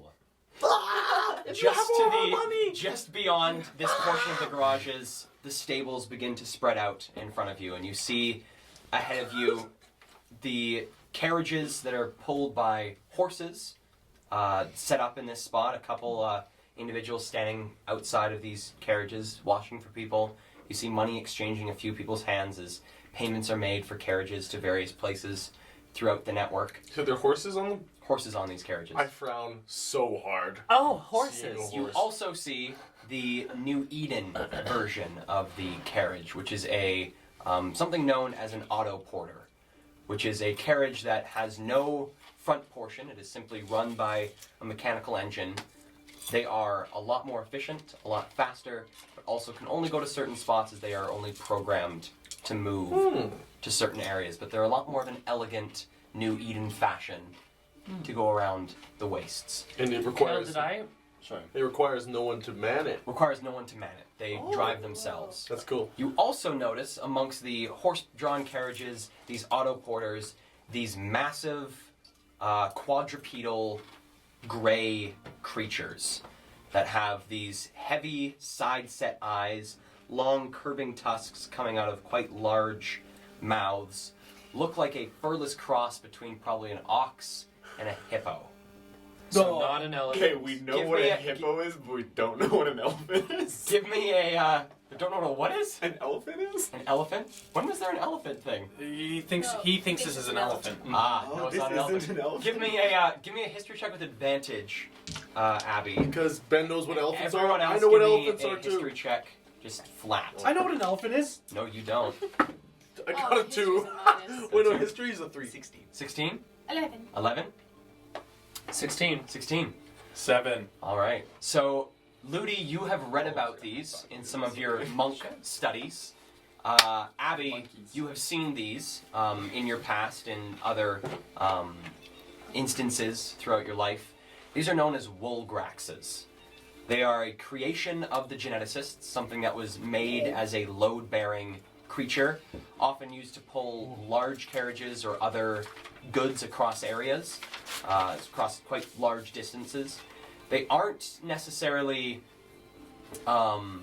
supported by Archduchess Shaw. She isn't a huge fan of using things made by the geneticists or the like, but understands that they have a very deep-seated usefulness throughout the wastes as load-bearing and as working beasts, and so has allowed their use for transport and other things outside of the city itself. And so you see a pair of these things, each hooked up to a different cart, with a stout dwarf sort of standing between them and watching for people leaving the city. Oh my god. So, sort of in summary, you guys have a number of different choices that you guys can do Yeah. for heading to Black Dog. But which one of them has the best mountaineering capabilities? You guys can either rent a carriage with horses, you can either rent an auto porter, you could possibly see about renting steam bikes, you could also maybe see about renting a rover. I'm just really curious if I learned how to ride horses in the past. I'd say no. No. No. We know it's called an auto porter. That's like You know it's called an auto porter, that is a well-known thing. you were saying. If we're on official business, auto porter might be the I know. best thing we take. But a horse-drawn carriage is so magical. So poor. Who works here? Are there? Hello? Why are you yelling? I'm looking for someone to help us, or do we just like hop in and take it? At which Do one? we just hop in and take it? No. We could just hop in and take it. No. No. I'm going No. to take a look around. No. Excuse me? Is there people standing around? There are people standing around, people around each of these different... I'm gonna walk up to the Locomotion. horse and carriage one. Alright. I'll join him. Boring. Alright, and as you guys head towards moving. the horse and carriage, that is where we're going to take a break Oh my for god. tonight. Really? So we will see you guys in 15. We're going to take a short 15-minute little break. While you guys have this break, get a snack. go to the bathroom. Give us a like and follow on Twitch and or YouTube. Or subscribe on Twitch. Or subscribe on Twitch would be fantastic, and we Very would nice and helpful. love you forever. Give you all of our appreciation. Free with Twitch Prime. And all of our Also, money. coming up at the end of this break, we will be doing a draw for our giveaway for reaching 75 followers. So stick around after the break to see maybe you might win something cool. We have some cool things we're going to be setting out for whoever wins this draw, so This hat. stay tuned. And we will see you guys in 15 minutes.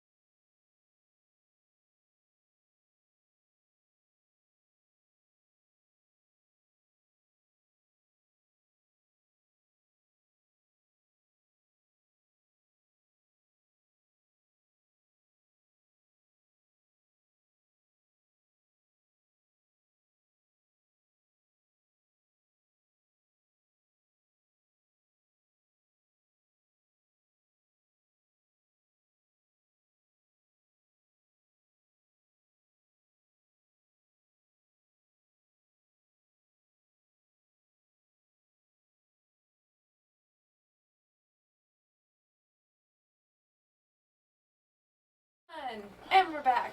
Hello and welcome back to Dungeons and Drama Majors. We hope you had a very restful and enjoyable break. We definitely did. And here we go. Let's do a draw for a really cool giveaway. Oh my! I All forgot right. about that. From our It's gorgeous wooden finally bowl. time. The only wooden bowl we own. Ready? Who's drawing? Kale, do you want to do? Oh, Yeah. good God. Yes, you do it. Wait, let me get Do it. Do it. Ready? Holy crap! 75 There you go. followers. 75 Oh, followers. that could have been me. No. There we go. Ready? Oh, Just pick stop one. teasing You're us! killing me. Okay, here we go. And the winner is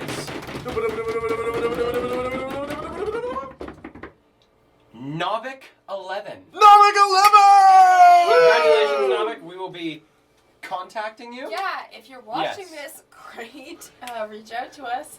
If not, we'll find a way of reaching out to you and we'll be in touch and send you some stuff. Ready for Sheldon's pants. Thank you everyone for following us over the last little while. I can't explain how much it helps. It's great. Many thanks. And stick around with us for a little while longer, and hey, maybe more opportunities to win things at higher subscriber counts. So keep getting your friends to subscribe, and you can get some free stuff. Sheldon's glasses. Stop There you giving go. away everything I own! The deed to Sheldon's house. What? Where am I gonna live? All right. So, picking back up where we left off, we have the party at the stables and garages of New Eden, looking for a place to go.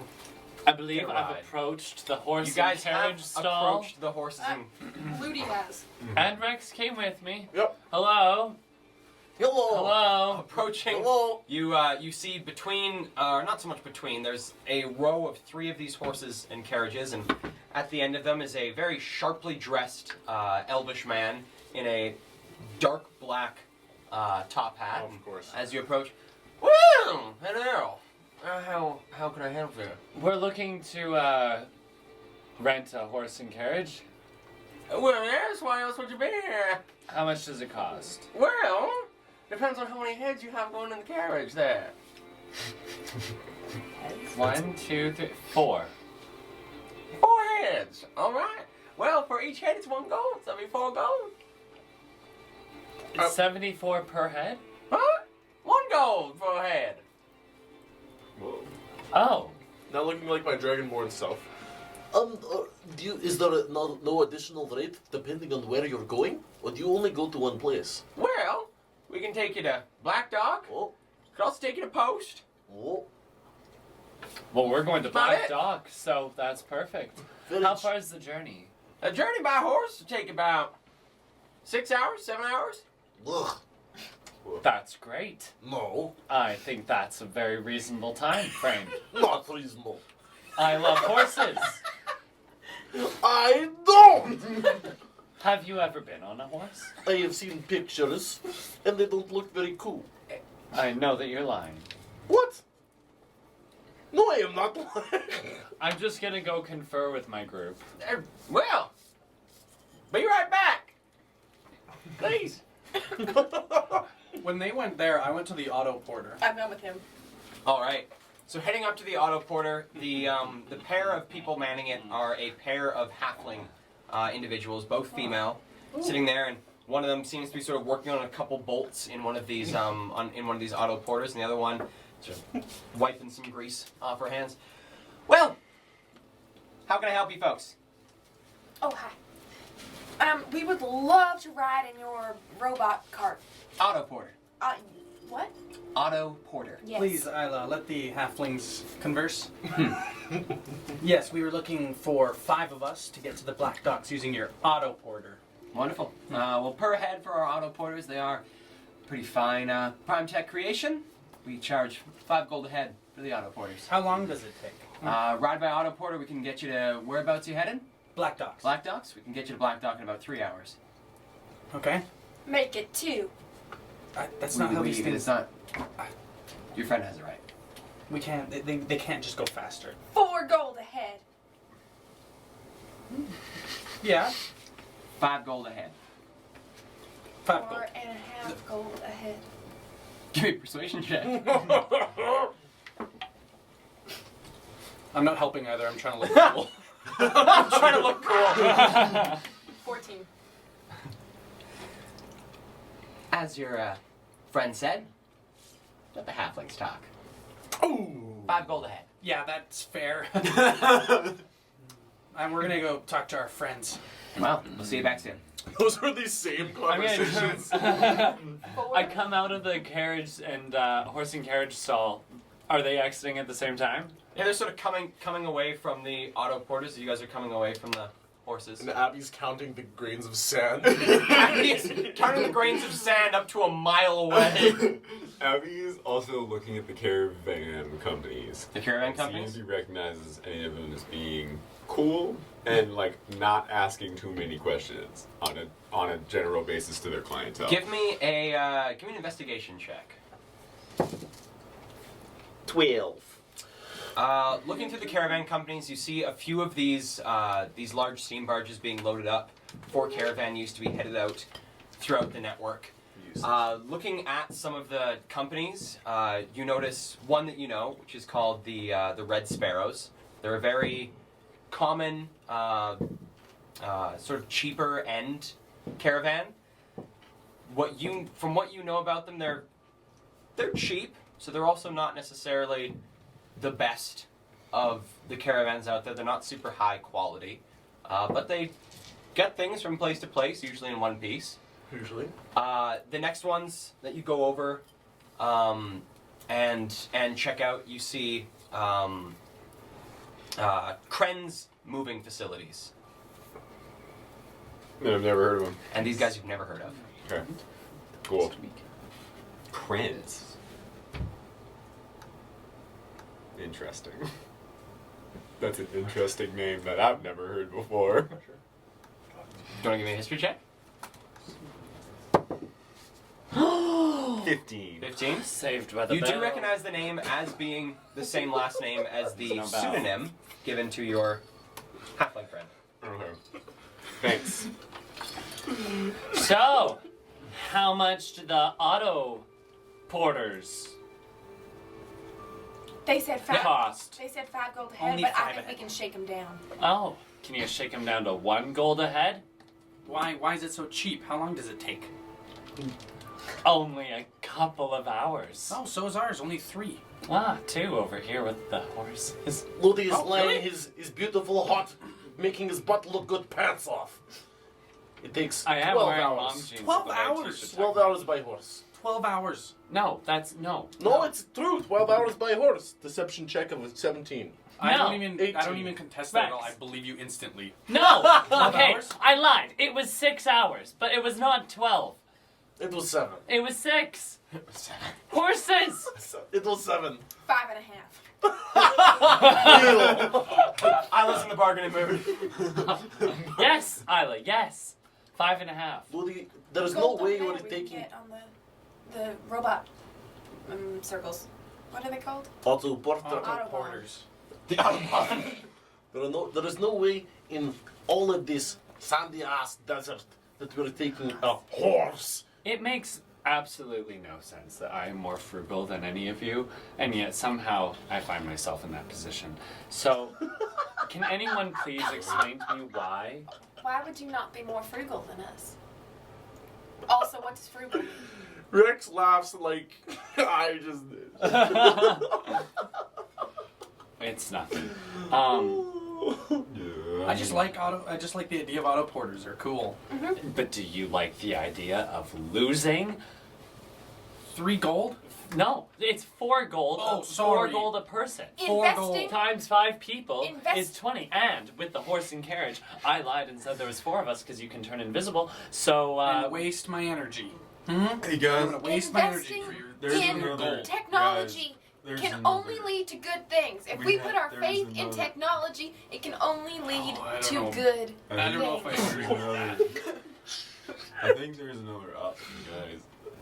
well, yes. Don't you dare 2 say other walk. options. You want to go on the bulls? What do you, Um, Abby? What are you thinking? oh yeah, so like there's a couple caravan companies.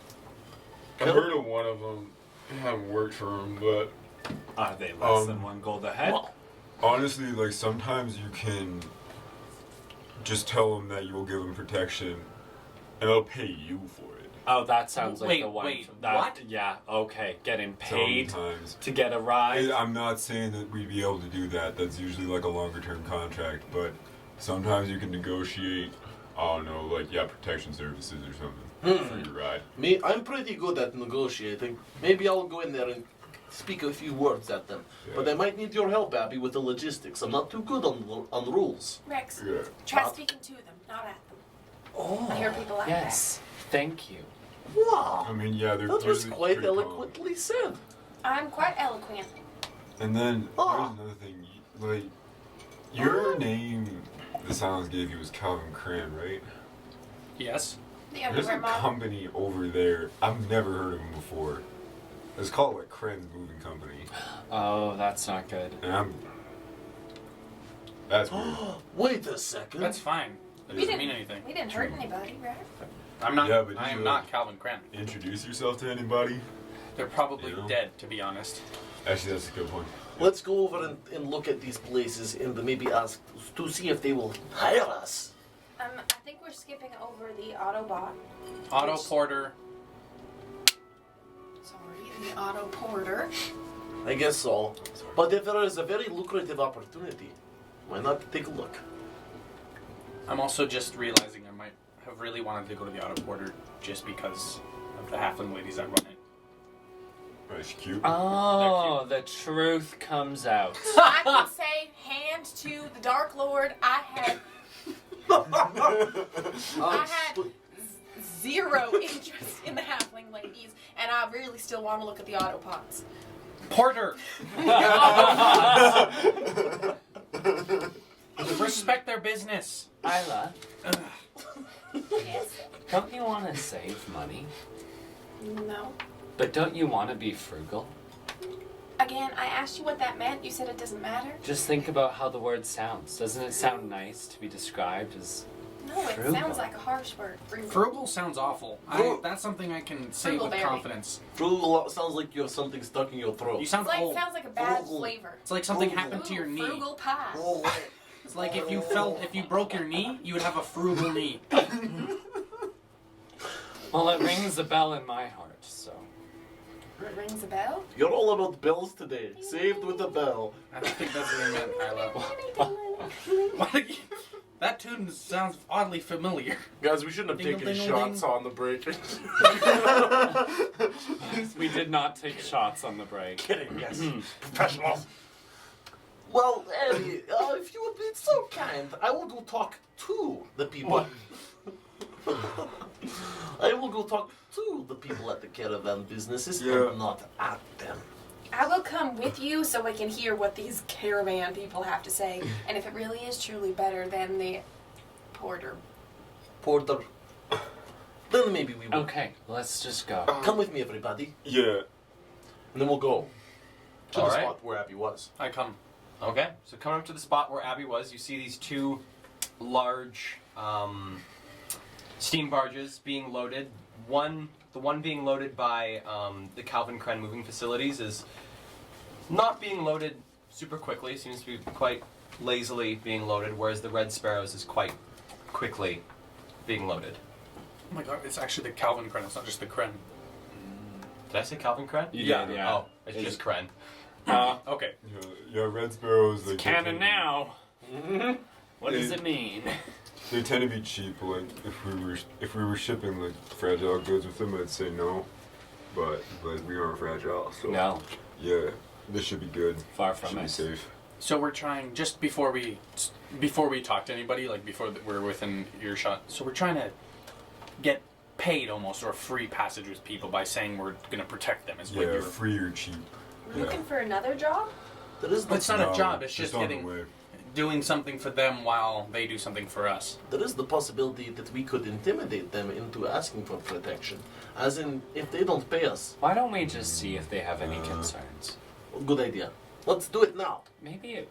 I walk up to somebody All right, who so might be working or loading this place. you see bustle of probably about 15 people loading this place up. Closest one to you is a very hairy human man. Is anybody holding a clipboard? Give me a perception check. Okay. Natural 20. Looking around, you don't see anyone holding a clipboard, but you do see someone holding a small little sheaf of parchment leaned up against one of the support beams of the garage and sort of watching everyone go. And are they a hairy man? They are a red dragonborn. What? We're in. I see them, and I call out in Draconic, Of the sheaf. "Hey, Hot Lips!" Hey, brother. Is the sheaf. The dragonborn is quite focused on this sheaf of paper, so I then double take to see their gender, if visible. give me a perception check. Okay. That's a 19. Whoa. They are male. Okay. It stands. So And- sort of glances over and And I wiggle my fingers and I use my cane to meter my steps towards him. looks I'm back gonna- down at the sheaf of parchment. Gonna stay behind him a little bit. Okay. I get up close and say, do you perhaps work for this caravan business here, sir? Yes, I run this caravan business. And do you perhaps need any sort of protection from the dangers of the West? Well, we are headed. Some are a bit dangerous.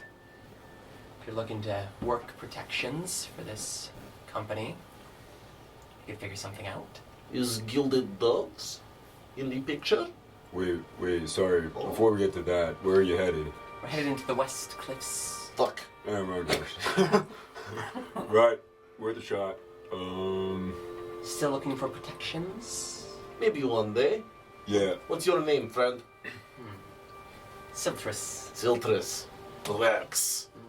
Pleasure to meet another chromatic. Indeed. To the robot dog. Oh, goodbye. So it seems as if they're headed in a direction we are not. So we shall not protect them. I think maybe we should take the auto dog. But, Bon? Otto Porter! The auto dog. How is the that auto so dog. hard? Sorry, she keeps, in my brain. Static. In your head, I go. It's happening again. Shall we? Yes. Yeah. I walk back to the halfling ladies. Alright. No. There's I follow hastily. There was a fourth option, right?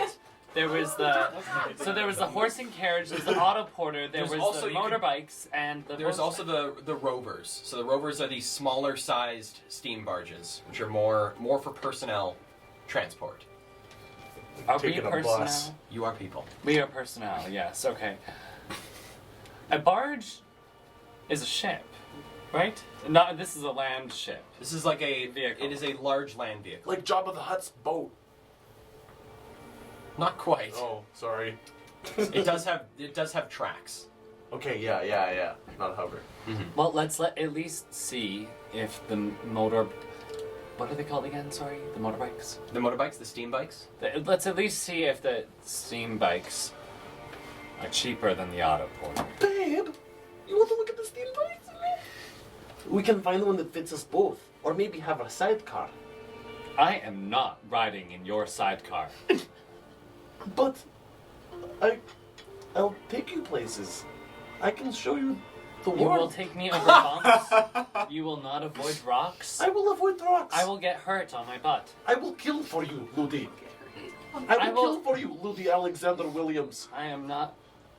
Sorry, I made that up. I thought it would be romantic. I'm gonna walk to the person who runs this place. Runs the steam After bikes. this goes on for more than 2 seconds. So you see four people working on some of these bikes.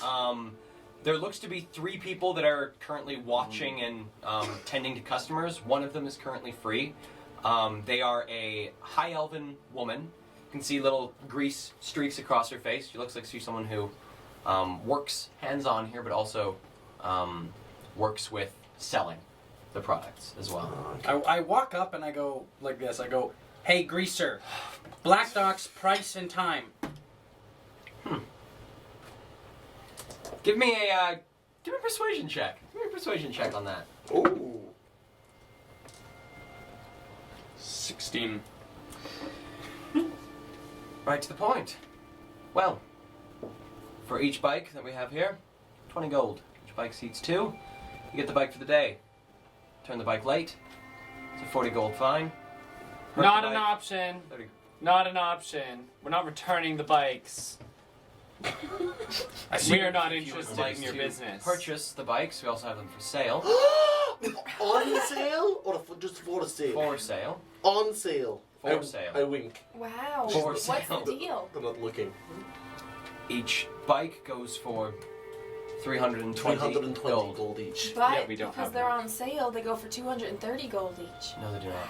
That is a Yeah. good deal. Anyway. Do you have halfling-sized ones, and are they less expensive?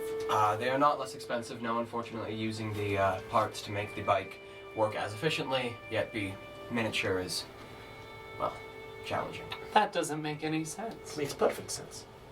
Does it go faster because I'm smaller? No. To the Auto Potter! 1 second. The horse and Do carriage. you have a place that you can store the bikes when I'm not using it? Is there a garage that I can use? Well, depends on which cities you're intending to go to. Most major cities in the network, yes, have garages you can store them at. Is it free? I believe so. Most of the garages, as long as you have a bike to stow, are free. My eyes grow to like GB anime level, and I don't use disguise self to do it. And I say, do you perhaps have the Harpy steam bike for sale? I, Do you have any Harpies? peering around amongst these long lines So of embarrassed. bikes. I have 1 or 2 still in stock, yes? Could you show it to me? Miguel! Bring over one of the harpies. Miguel, let's go to the biggest Harpy. See a large, brawny dwarvish man. Heads off, sort of amongst these bikes, and a few moments later, wheels up a harpy. What does it look like? So the regular steam bikes are pretty basic looking, very brassy. Not a whole lot of embellishments added to them. It's pretty well the workings, the things that it needs to work. Place to sit, handlebars, a light in case you are traveling in the dark, and that's just about it. Yeah. The harpy is covered in sort of these wing and feather embellishments across the bike itself. There's a small Tacky. face built into the front of the bike itself. It looks to be a mixture of a human woman's face and also that of an eagle that has been sort of Wow. combined together. And the bike sort of ends in these long wing-like plumes that reach out beyond the exhaust for the bike. It looks like a big flex to me. Miguel sort of standing there. Oh. That looks like a big flex to me. Did Is Miguel flirting with me? Give me an insight check. That one! You have no idea. You have a bad gaydar. Weird flex. But okay. Damn, Miguel's creepy. Miguel, you know, I love the Harpy bike. But for some reason, you are actually making me like it less by standing next to it. And What? I don't have anything against dwarves. Why would I? The seller sort of. But the Miguel, way, you can. but the way that Sorry. you're looking at my boyfriend is scaring me. I must be honest. Miguel sort of backs away, not looking at you, and then. I would like to attempt again to determine whether or not he's flirting with Give me an me. insight check with disadvantage. Nice. 12. 12? He is.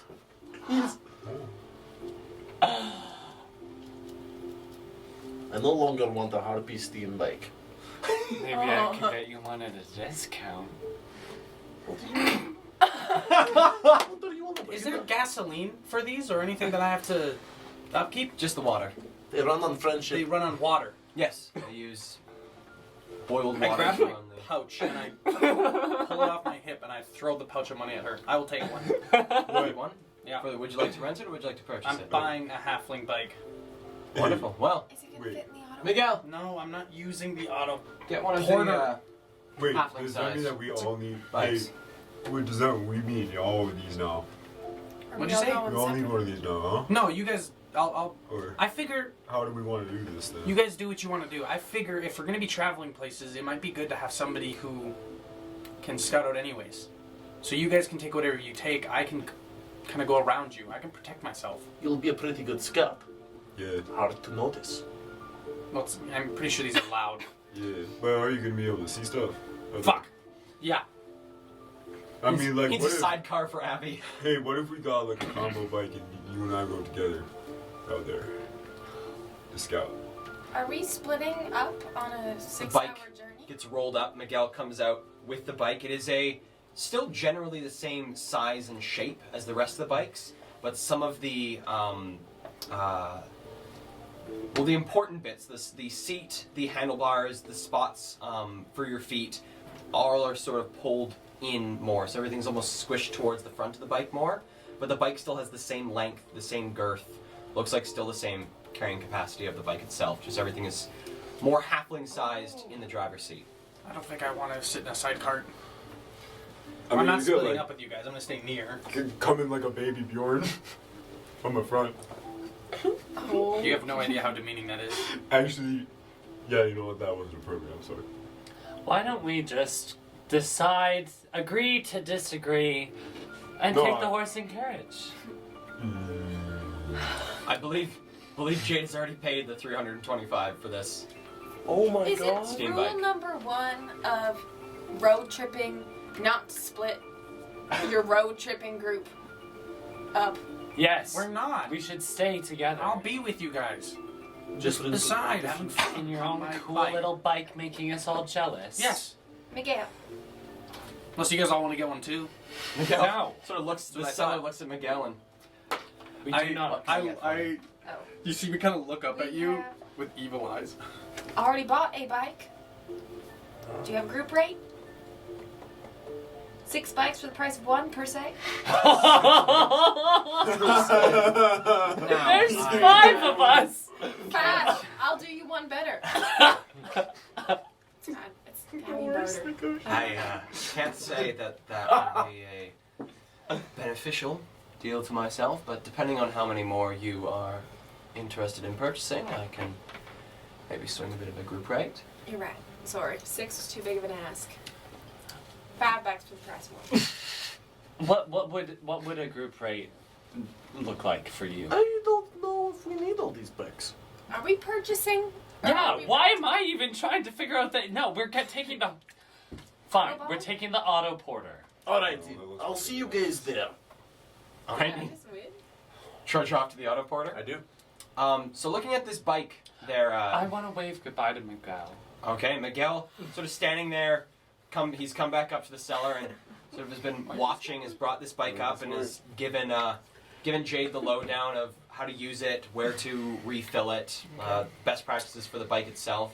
Shows you the back portion that is mostly used for the carrying of like if you have a lot of like heavy bags or other equipment, can be used for that. But also shows you how to convert it into a second seat if you don't need the extra carrying space. You can open it up into another seat for another person. Is it halfling size, the second seat, or Nope, halfling. It's a regular sized seat. I mean, a halfling could potentially sit on it, but it's like an elongated seat. It's not so much like a seat. another So person could sit on another it. person could sit on it.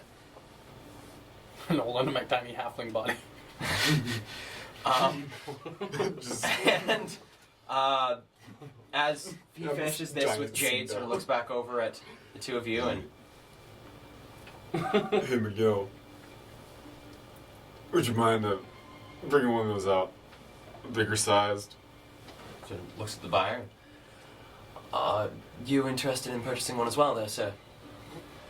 Yeah, I could be convinced. Well, Isla, it looks But- like you and I will be the only people in this Well, room. Miguel. Miguel As a Where's family. Rex? back and brings out another one of Who the knows? Oh boy. more regular sized bikes. Probably. Again, similar build to the one that Jade has, just everything is more central set on the bike. Should we buy one of those water What? elephants then?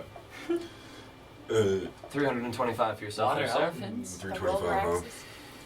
You were saying something about a group rate. That's 2 of us. 2 Give bikes. me a persuasion check. Of the 24. Volgrasses. 24. Yeah. And I am a Only if it's cheaper than the woman other. of my word. I just can't. Give you this I one think I feel a for little bit ashamed. 300. That's a great deal. Riding on a Thanks to- Volgrass. Can you throw 2 pairs of goggles in for free as well? motorbikes. I Miguel, feel a little bit of. go find these 2 gentlemen some goggles. Oh, could you throw in a third pair of goggles? Miguel's already going. Miguel, You have an I'll, interesting way of bartering. I'll buy the third pair for. You need it covered. Don't worry. Miguel, Why does Isla get the pair? the of third goggles? pair. Because she asked for one. Do you want one? No. The set of goggles is 5 silver, 5 eagles. Curious. Okay, great. Hand it over. Unless they come in different colors. And Miguel comes out on his arm, has 3 different sets of goggles, and passes them out to the 3 of you, and shows you as he's passing them to you how to sort of adjust the size of the goggles themselves, and just shows you on himself how best to tighten them so that it's nice and good on your eyes. Miguel, how do you loosen them? And he comes over and feel a tug, and then like a sudden like series of loosens and tightens it a bit more and gets it to a good fit on you. Gives you a strong pat on the back and walks away. And Oh, that hurt. He's strong, Ludi. He's strong. I know. Okay. All right, horse boys. Mount up. so you guys have 2 bikes. You guys could potentially fit 4 people, 4 of the 5 of you. What could if fit we on these bikes. squeezed? Like, what if? Jade's Try and squeeze a person. Well, Jade's Well, Jade Jade has has to to drive drive. his. Yeah. None of you can fit in the driver's part of Jade's bike. What if I sit? What if We bought a sidecar. I sit on the back of one of the bikes and Ludi sits on my shoulders? I'm pretty sure. Is that Ludi? Is that your own thoughts, or are you? This is your thoughts, right? Your character's considering this. This isn't a. Are you saying this out loud? Are you saying? No, Isla's saying this out loud. Okay. Isla, I think there would be a better combo of someone sitting on someone's shoulders. That is a than good me idea, on though. yours. It is? No, the sidecar. Oh, I didn't say that. Well, buying a sidecar would be a good idea. Wait. We have 2 bikes, both of which have a second seat. You put a sidecar, that's 3 seats. Yeah. Or 2 people on 1 seat. I don't know what a ride. Is Miguel coming with us? Or? I am not Miguel's gone. riding with Miguel's gone off on and my is doing bike. other things now. And I don't want 3 people on the bike. Why? Because Ooh. it's Reg, come on. These that things, fresh- their, I street don't bike want smell. their you weight and your capacity, hooligan friends their weight capacity messing up is my nice always bike. so You call much it a lower hooligan. than it actually could be. Abby, do you have a second name? My second name? Yeah. No, Abby's a nickname, dude. what? Yeah. Oh my god, What's is your your name? name Aberforth? What? What is your name? No, What is your my name? name's Arctosh. There Arctosh? is no B in that. Yeah, where's Yeah, my last name is Behay. Arctosh Behay? A-B. Abby. Abby. Abby. Arctarosh Yeah, have I not told you guys? Have I not told you guys this? Arctarosh. Arctosh. Hold on, Arctosh. Abby. Or like Arctosh. I found your sheet. Tell me again. He's butchering the Elvish accent on that one. No, I speak Elvish. You're still butchering it. Ah, I don't know, that like Arthur. Nimbus dialect is slightly different. What's your second name again? Behay.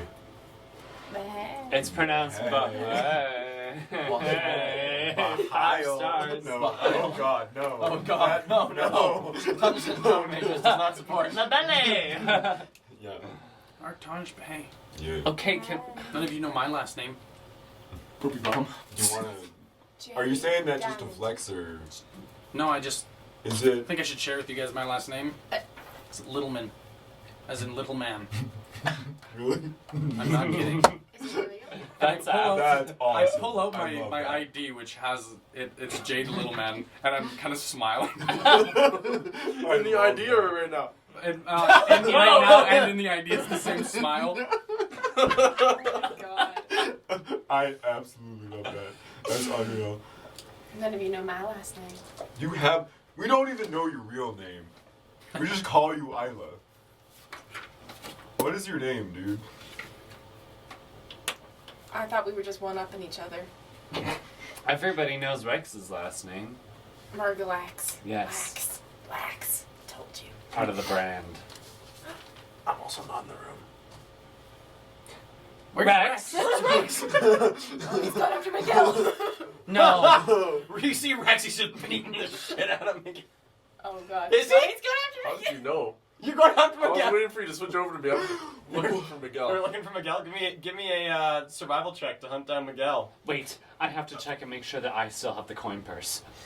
Can I investigate instead? Sure, give me an investigation check. Kale, do I still have my coin purse on me? Give me. Yeah. I didn't try to take it. You still have your coin purse. 21. 21. All right, so making your way through the area and looking in, you see Miguel enter the building proper and sort of follow him in and see him. He's in a garage with two other people working on a steam bike that's hanging from the ceiling, and so getting to work on it and sees you come in. And, Before he sees me come in, I've disguised myself oh, to look exactly like Ludi. Oh boy. No. Okay. Oh my god. What? Morally bad. No! Morally bad. I don't allow it! Yeah, man, this is he some can do whatever chaotic he wants with bullshit. that magic. And I allow him to see me. All right, and you see Miguel. He's like, and he sees you come in and goes. And I mimic Ludi's voice impeccably and say, "Hey, I was wondering about the harpy from my boyfriend.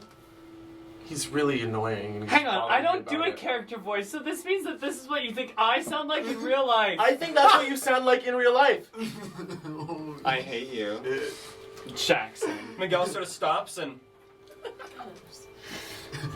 puts down the tool, hands it to the dwarf beside him, and Not at all. so he gives you a, You did there. and sort of leads you deeper into the garage. I don't get to experience this. I go just experience it vicariously through me right now. Yeah. I go deeper into the garage. Okay. I go deep. You go deep in the garage. So coming further into the garage, you see the spot where it looks like Miguel has come to grab the harpy, and you see another 3 of them set up in this Oh, sort of shit. display spot, and sort of gives it a bit of a pat. And Is he on the harpy? no, he's just standing beside it. I'm gonna walk over, maintaining eye contact with him, and I'm gonna let my bottom lip kind of hang, like. Seeing your mouth mimic mine, and then I'm gonna climb. Ludi's gonna climb onto the bike Oh God. and hold Okay. on to the handles, and just kind of. No, sorry. And then, I'm gonna go look for and then Rex. I'm gonna scooch. I'm looking Give for me, Rex. give me a survival Wait, check. I just want to Okay. say the last thing I said is I was going to the auto porter. Oh yeah, you 7. You did. did. Okay. So you start looking for Rex.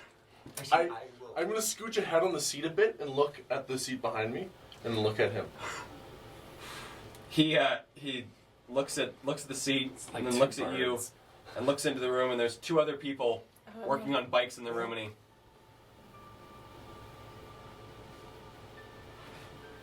I climb off. I come a little closer. Still with a These shoulders are insane, Kill! still with a hand on the mic.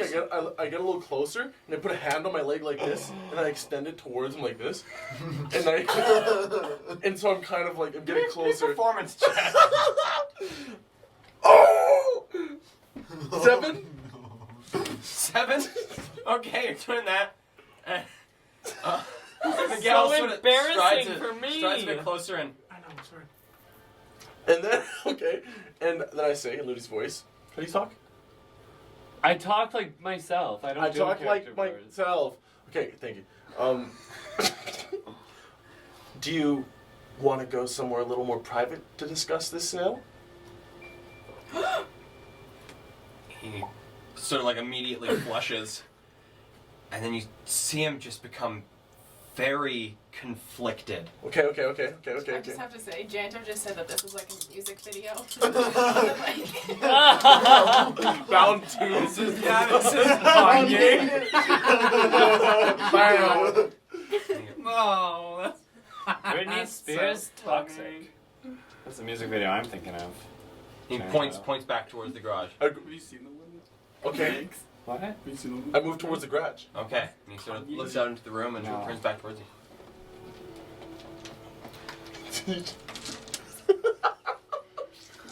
What is he trying to tell me? I don't know.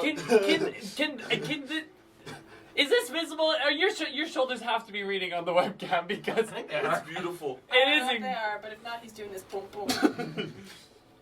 It would get me. So, it would I'll get follow- me in real life. I'll follow his instructions. Okay, so you go back into I'd the be like, thing, you yeah. see him sort of like look around the room, Yeah. Okay. grab the harpy, and start to pull it back out into the garage. Yeah. And you hear someone from within the room go, "Hey, Miguel! What you doing with that?" And you see from behind you can see Miguel in the room holding his harpy, and you see him look towards this guy and go,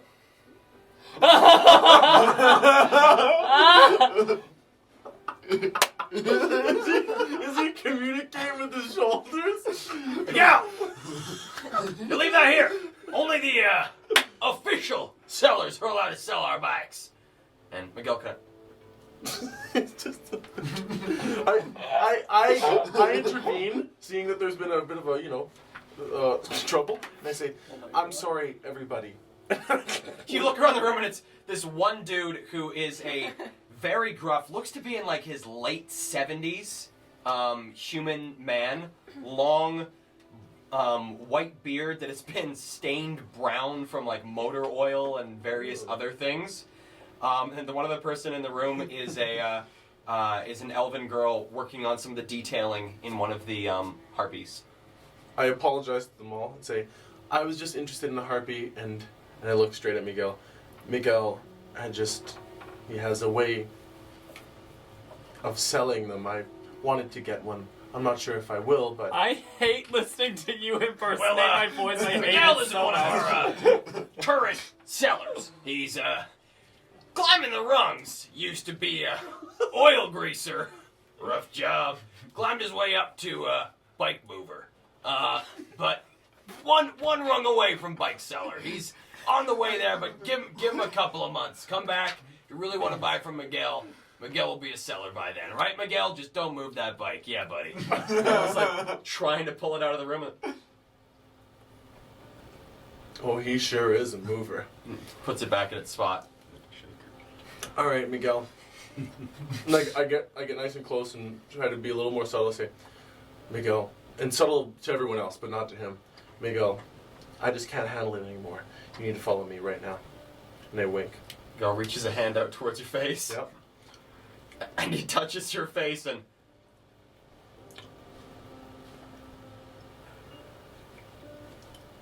Oh, he touches my face. touches a dragonborn face. Oh no! What does he do?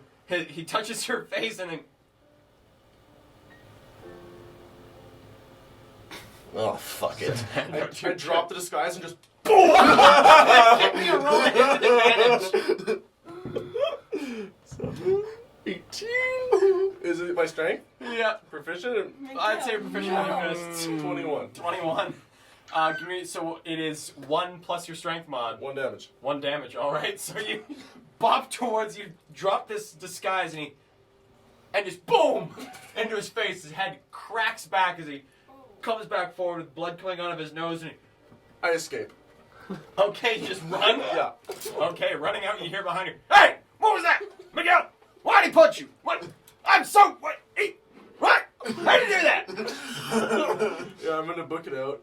With the bike. The what? With the bike. No. Rex is so heavy. Just kidding. You know, Rex with his huge arms. If there's like a side door, I'd prefer to take that instead of running out through the main bay where all the other bikes were and my party. Okay. Yeah. So coming I think back like the auto out through porters. this small garage Oh, yeah. and heading back out into the area itself, you are able to kind of skirt around. The party has currently headed to the auto porter's spot and are looking like they're now making their way back to the garage, looking for where the fuck you went. Okay, yeah. I arrive at the auto porter sweaty and with blood on my face. All right. Are so you? do Do you guys do see you transform back already? Yeah. Rex is Rex, and you see him kind of come jogging back towards you guys from the direction of the garages. Rex, where were you? Oh, sorry, I was punching Miguel in the face. What? I punched Miguel in the face. Why? Wait, the nice bike man? Yeah. This guy? Yeah. I just Don't pressed you my have That like a large making piece fun of of him. attractive man meat. I don't know. Something Abby was into Miguel. just came over me. I don't know. Why'd you punch that poor guy? Like the handsome guy in the bike shop? The dwarf? He's a dwarf. Yeah. That guy with the tight shoulders? Yes, I punched him in the head with as much force as I could. That is so not. You need to go back and apologize. I will not. Yes, you will. No. Yeah, no, we're going to. Wait, roll a persuasion check. Just roll a persuasion check for what you said. Oh, that's really good. 21. Well, Right now? Yeah. No, he was making eyes at you. Yeah. I Because hop on my bike. a lot of people make eyes at you. Oh, so You look like you were liking it. Me and the domestic I thought it affairs. was cute. Get on. I thought it was funny. I was not interested. You hear the sound of a bike going. You watch as Jade from behind you guys, while you're arguing, begins to head off. You see the steam flowing back from these twin exhaust ports on this steam bike, and Isla's on the back, being jerked forward, but goes with them. Isla! You see a moment What about where the Abby group sort of road watches trip? and just follows them. Yeah.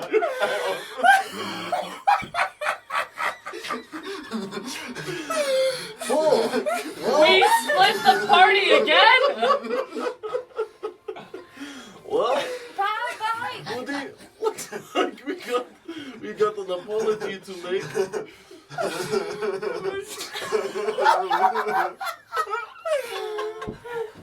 Oh my god. So, Rex and Ludi, you're now left there at the upper quarters. You hear from behind you one of the two half-women go, well, that's fucking shitty.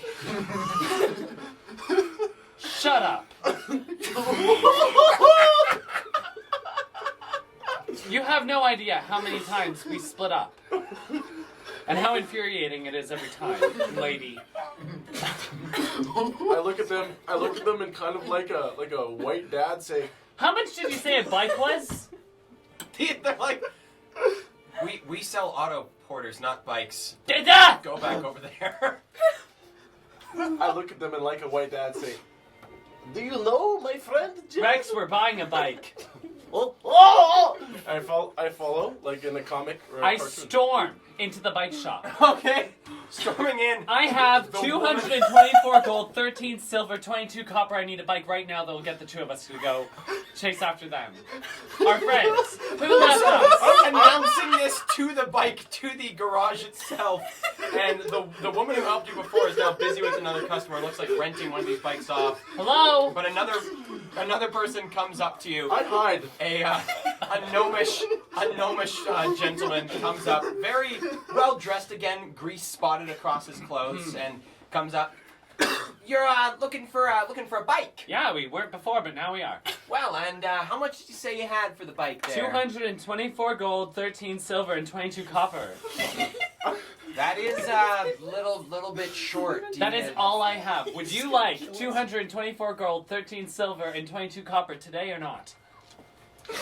Because you can have that.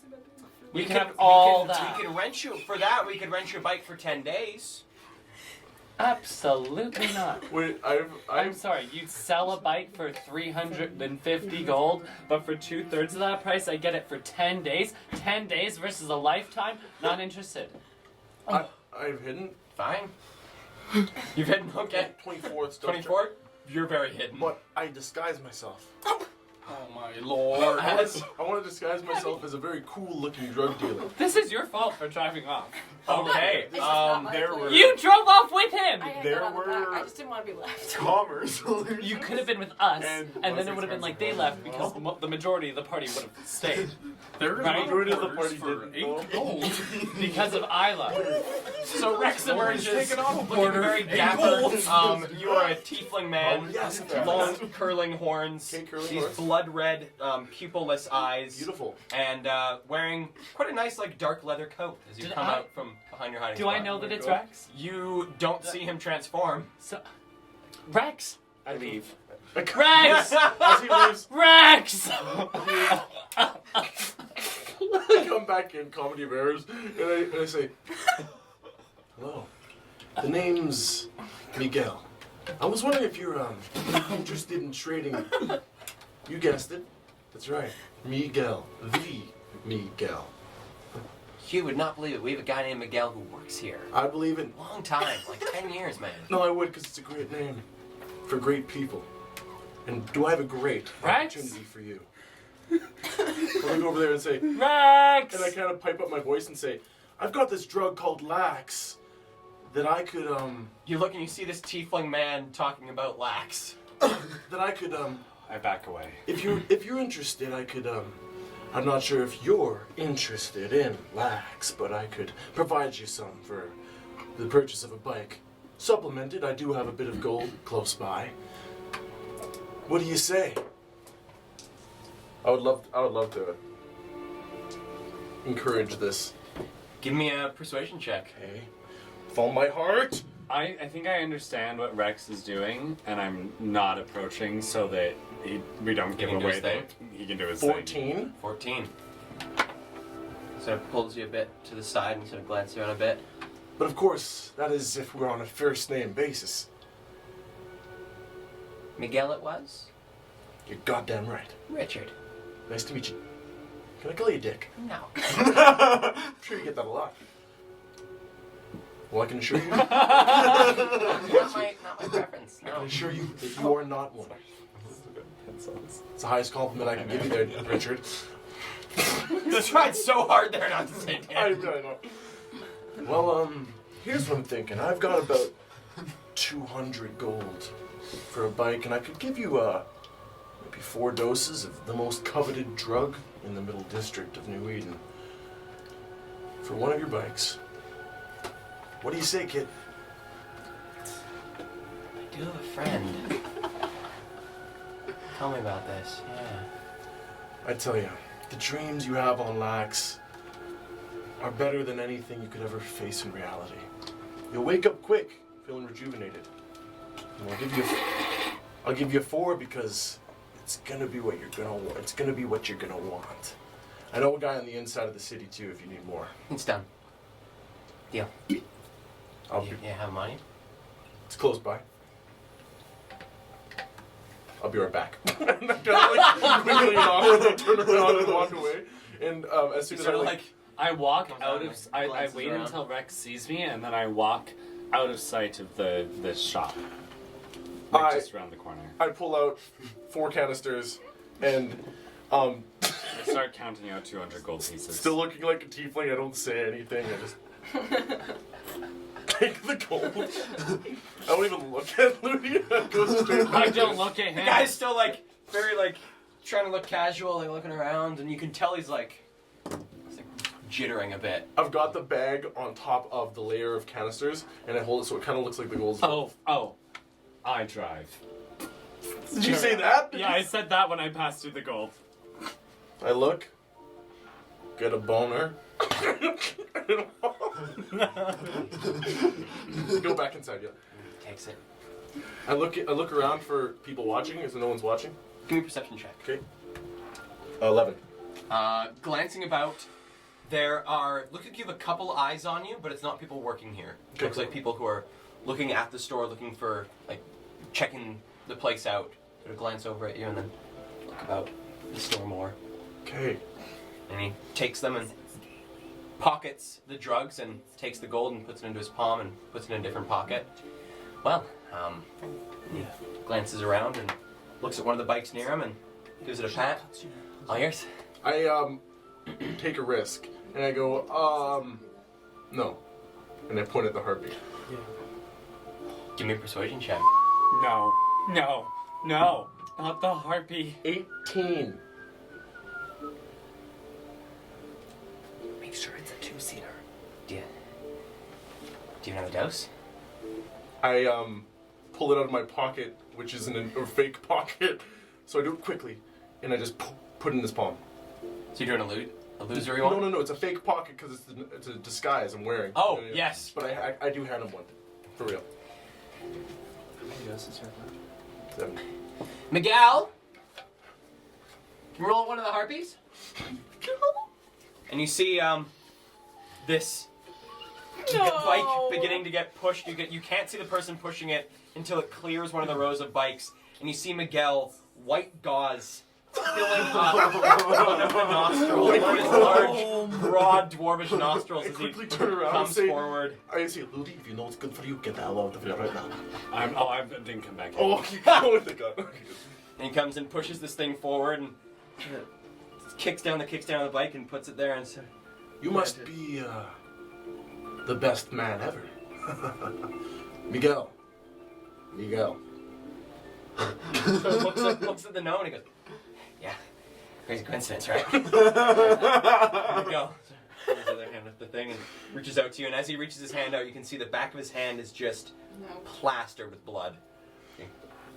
I reach forward. No! I shake his hand.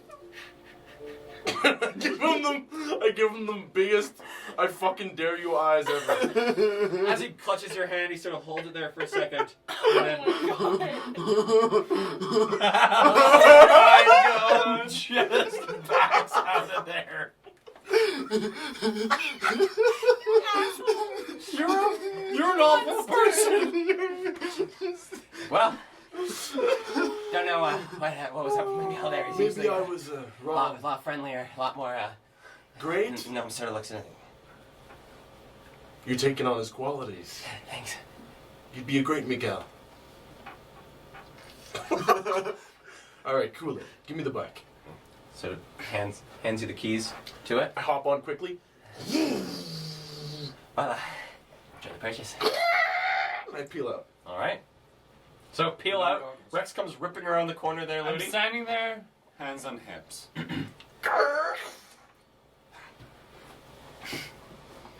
Your steed. The harpy. Look at the face on the front. I know. About the face on the front. And the wings. What should we name her? Miguel. I'll think about it. I hop in the driver's seat. I straddle behind Ludi. And I drive terribly. There's actually something that I need from the three of you driving. This is a pretty well driving test. So if you have proficiency in land vehicles, you get to add your proficiency. Otherwise, it's a dexterity roll. How would one know if they have proficiency in land? It'll either be in your background. Your background might give you proficiency in land. It's like a tools proficiency, land vehicles. It'd be like thieves' tools. Yeah. If you, Ooh. you'd Yeah. know if you need. Like I think the soldier background has proficiency in. Yeah, probably like guild person. Oh, I did You got very proficiency in well. a different kind of vehicle. Yep. Regretting it now. What did you get? 14. 14. What did you get, Jade? 23, because I'm the 23. bomb. And Ludi? Oh, I don't have proficiency in land vehicles. Just roll and add your Oh. dexterity modifier. Oh, you're Dexy. 11. 11 in total. So it is a bit rough going at first. This is your first time ever on a steam Oh, bike, yes. and the harpy. She has some power. She has some go. So it takes you a bit to get used to it, but along these very straight, well flattened roads, it's pretty easy, and you guys make your I'm way off the out road. out of the garages, hitting bits, coming back up onto the road. I'm trying to catch them. I'm pushing this thing to its limit. All of you guys, as you made I'm your way coming, out of the garages, came up to the crossroads where various signs point off towards the different areas, and all of you veering off towards Black Dock.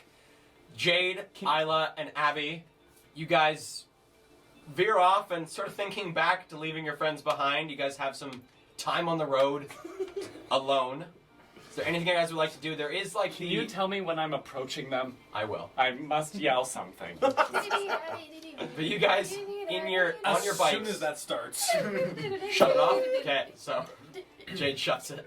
If Abby's in close enough range and I start singing for him. Okay. Yeah. Just So like Abby that. was like, I guess 30 feet's really close. But Yeah, you're no, close enough like, to yeah, like riding the side. you're close enough to get it. Yeah. Road tripped. You know what? And I look at you and I acknowledge that might be happening, so I just kind of until I look at you and your thumb goes up. And so we've effectively silenced Tyler. And then as I'm riding too, I'll go, pew, and I'll shoot a message at him, Mm-hmm. and I'll go, "This is the fucking coolest thing ever. I Yeah. am so glad I spent this This money." is unreal. Yeah. I was like sitting on the back of the bike with her, like everything's flying back, like.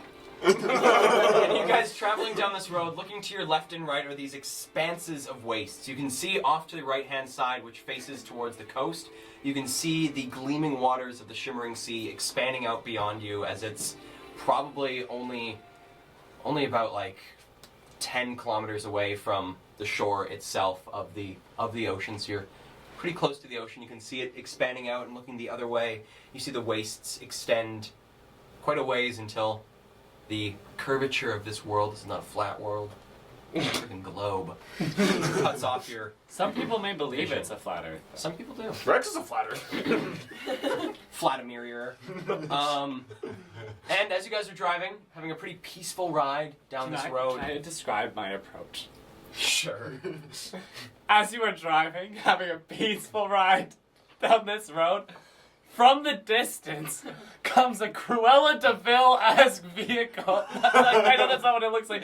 But I'm driving like Cruella de Vil in 101 Dalmatians. I am careening onto the road, back off the road. I pull up beside you and I yell, "Do any of you even have a map?"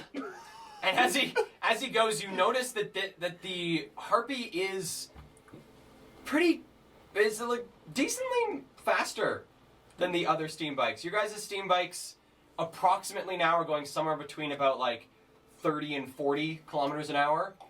The Harpy looks like it's probably going somewhere between 40 and 50 kilometers an hour. Map! What? There's just Do you this, like, have a eerie, map? this deafening... Do any of you even know I will send you a message. how to get to What the are you black saying? dock? Abby's gonna just slam on the brakes. Abby begins to like very quickly fall behind you guys as he Bye, slams on Abby. the brakes. I'm gonna message in your head. I'm gonna go, hold on. I'm gonna do one of those cool turn Nice. parks All right, so with my 23 proficiency. Hold on tight, Rex. Okay. Give me a check there, Ludi. This is a driving check for you. 19 plus 4 is 23. All right. So despite the rough riding, this drift goes very smoothly. I stick for Ludi. my foot into the ground. You can feel it like grinding at your boot as you press your foot into the ground. And it's like, I head back in their direction, but I just passed them. Rex, how do I stop it? Let go! Stop holding on so I'll take the map. What he said. Okay, No idea. we go faster. you guys are getting further and further away from them. I'm gonna do another turn. Give me another check. You're trying to destroy this thing. No, I'm trying to drive it. Give me another check there, Ludi. They Okay. asked if we want to do another lap. No, I'm 12. just trying to get 12? there. Alright, so you are able to just... This time it like starts to shake, He seems and to Rex be has a looking moment where you're good. like, we're going down, we're going down, we're going down, we're going down. And he is able to just keep it from going over its final center of mass that would cause it to It may capsize. appear like I'm going to drive straight into you. He's really good at this. What I'm gonna do is, because I know how it works, is I read all the manuals as a kid. I'm going to stick my cane into his, like if you let me touch your hand, like in his fingers here, and then lift up really quick so his right hand lets go. And then I'm going to reach and grab on the brake with equal force with his left hand so we don't turn the bike like that. Alright, give me a riding check. So dexterity check if you have proficiency in You land. should use my dice. Okay. No. Oh! Just in the spokes. Plus dex. 7. 7. So Rex and Ludi in their Harpy come barreling towards you, this white cloud Look of out! dust Dive out of the way. firing up behind them. They're You good. hear the wheels stop and begin to grind against the road as they barrel between the two of you and stop about 40 feet beyond where you guys have come to a stop. I get off the bike. I charge straight up to you. You are talented. You're so good at that. How did you afford that bike? Does anybody have a map? No, Black Dog's that way. It's over there. Black dog. You all know that. I'm pretty sure. It's gotta be. Yeah. It's a dock. Where else would it be on? There's But just other like than that way's the ocean. This is the only road that way. these two are from outside Right? the city, right? Right? Is this the? Is this Give me, the give me a survival check with advantage there. Me as Abby. well. Just a regular one. Just took a random road. 13. 13? 9. 9? Abby, you know this is the way to Black Dock. Yeah, no. Like, I am Yeah, so yeah. disappointed in all of you why? for abandoning me. I mean, you guys For not abandoning us, but for I abandoning kind of me. just thought that you guys were gonna go to the auto. Yeah. I thought you needed Auto some body? alone time when you guys started screaming at each other. Honestly, it was just kind of funny for me. Yeah. We weren't screaming. We knew that you'd catch up. Like, I haven't dropped my disguise, and Rex! I approach as a Oh, cool sorry. tiefling drug dealer. Hey, everybody. Who's that? It's Rex. Where's that? It's gotta be It's Rex. Rex. No, literally just God. picked up some random fucker. My name is Miguel. I. Sorry, you're Miguel, You're goddamn right. Isla, didn't you punch him? Isla, Yes. I'm especially disappointed in you. Why are you disappointed in What did I her, do? babe? You were going on and on about sticking together on this family road trip. I didn't say things. Family She's a flip flop. road trip. This is a mission. And then you just took off Mission. with Jade. What are you guys all doing? Okay, Ludi, this is Rex, what you we have know to it's know. you. I was standing there, You're right. and you Okay. two were in the middle of a very intimate conversation, and Abby and Jade were on their backs, and I was like, I don't want to be in the middle of this intimate conversation, and Jade was like, hop on. So, I It was did. pretty cool of me. But yeah. it was just a split-second decision. So what was the plan? You were just gonna Thank you. get to Black Dog hours ahead of us on a horse and carriage. No, I thought you were gonna take the auto Auto porter. porter, 8 gold. It would have costed you. So we should probably as fast as the bike. Well, instead, you forced me to spend 200 gold. You could have spent 8 at the auto porter and got here at the No, same time. I couldn't have. Yeah, you could have. I was so Why not? angry I needed to catch up to you right away. So it's my fault that you're not in charge of your own emotional well-being, Ludi. Yes. And that's all I have to say.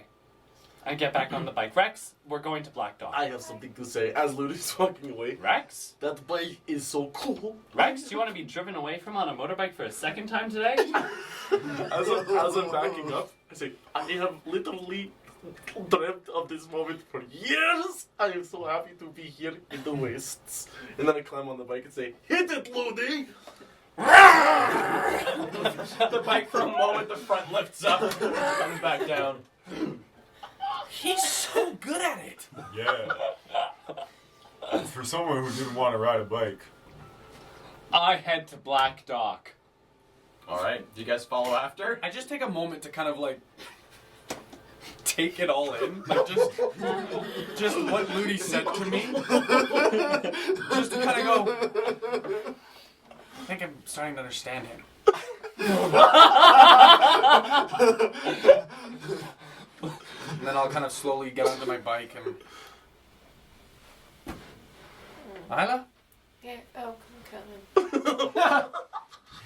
I'm gonna try to do what he did, and I'm gonna try to wheelie as I go. give me a check. Give me a dex check.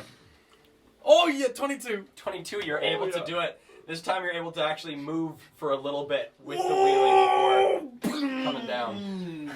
And he's also gonna try a wheelie. Give me a check. Oh. Peer pressure. Ooh. 14. 14, you get the wheel up, feel yourself start to lose control, and immediately it touch it back down and sort of bounce a bit as you As I'm go upside forward. down in Jade's wheelie, I give him a little thumbs up. But it looks, because I'm upside down, it looks like a thumbs down. He just kind of buries his head in front of his motorcycle. Alright, and you guys Puts head, his goggles back head straight on. to Black Dock. And I take the tattoo off, like the The power of the tattoo. power of it off, and I go, if you don't sing, we can talk. I just realized I don't have any goggles.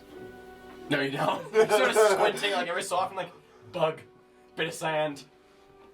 We don't. It didn't come with a little goggle. You didn't bring out your One goggles. goggle, a monogoggle. There's no glove compartment. There's no glove compartment. Are there helmets? No. Kel, these are Safety rules in America. unsafe safety regulations. Ain't there. All right. So, guys begin driving off towards Black Dock. Please tell me it's sunset. It is. Sunset. It's Isn't time it of day. like 7 in the morning? It's actually quite early in the morning. It's like Is it sunrise? it's like 9 in the morning. It's high noon. All right. High 9. I mean, And driving towards Black Dock, you guys begin to see the shape of the port city begin to come into view as you're coming up towards it, sort of getting almost a down onto the city view as you're coming down a number of hills down towards towards the ocean itself. You see the city, this small, weirdly shaped semicircle of walls around a spattering of buildings, all weirdly placed and seem to just be sort of filling whatever space there is in this city. And then you see the massive wharf spreading out along the length of the city, very busy, filled with ships. You see ships coming in and out of this wharf. And driving back down to it, you guys begin to pull up to the front gates of Black Dock at about noon. Is there anything in the sky? Give me a perception check. In the there. sky? Giants in the 17. Peering about through the sky as you're driving around, you do see a few shapes as you're making your way down. With your improved sight, you spot during this 3-hour trek about 15 different large circling figures of what you know to be wasteland condors. So massive, probably about 30-foot wingspan birds that just circle spots looking for carrion, crash sites, places where there's been fighting in the wastes. Sometimes if they get quite hungry, they'll go farms. Sometimes attack caravans if things become dire enough for them. But you do see more circling on your left-hand side, more deep into the wastes during this trek. You see they seem to fly in either singles or pairs. You never see a group of them bigger than 2. That's it for in the sky, though. Just the condors. Okay. Have we ever seen condors? I say we just because it's like a city thing. Is condor a bird that's often used in New Eden sort of stylings? Not often in the city itself. Okay. Yeah. However, the gutter snipes do take a lot of homage to condors and vultures in their attire. Yeah. Sort of their patron animal, per se. Right. But you guys don't really notice these. Every so often you see a very small shape in the sky. However, Abby, you're able to very keenly tell what these things are flying about. How far from how many feet away from the gate are we? By the time that I'm sort of picking up roleplay Yeah. for you guys are about 400, 500 feet away from the front gates of the city itself. And it's like we've all come to a stop to appreciate the view. I imagine. That's how I imagine it. That's how I'm picturing it too. I'm gonna slowly, for the first time,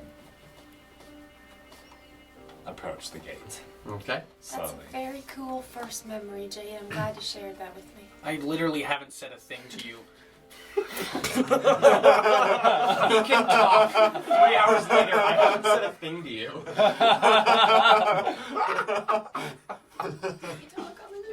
Oh, listening to Isla makes me want to play a character from our old campaign again, Hannah. Because their energies are so similar. I would have liked to have a slight moment where I could ask Isla something while we were on the bikes. Sure, go ahead. Oh, so you did say something to her. Yes. Oh, yes. I was just a jest, joking. Oh, you're joking? joking. Ah, joking. nice funny! Thank you, Platone. Nice funny! So when we're on the, Times were hard. I'm just gonna ask her if, or I'm gonna go. Hey, Isla. I don't know if I ever told you about what I talked to the people inside of that Prime Tech place. Did I ever get around to telling you? A little bit, but you didn't tell me, like, in great detail or anything. I think there might be like a thing inside of you that they can find you with. And I wasn't going to tell you anything because I was going to see if I could figure out a way that we could get rid of it before telling you anything, but I think it'd be better if you knew. There might be a way that they can track you down, and I don't know how to get rid of it. I haven't told anyone anything about you, by the way, and I've resisted to make jokes about it or anything because I understand that it's sensitive for you. Beep boop. Sorry. They messaged me. Like my vision was taken over. And that they told me to come home. Or not home, but don't you think if they could know where I was, they would just not bother asking? Yeah. Yeah, I do. Or maybe that's a warning. I think we need to talk to somebody who has more expertise. I think that's something we should look into. You and me, okay? Didn't you work in Crown? No. No, my father did. A while ago. But Is he still around? Like, in the city, or? Spell the T. no. My father's dead. Oh, I'm sorry. It's okay. It was a long time ago.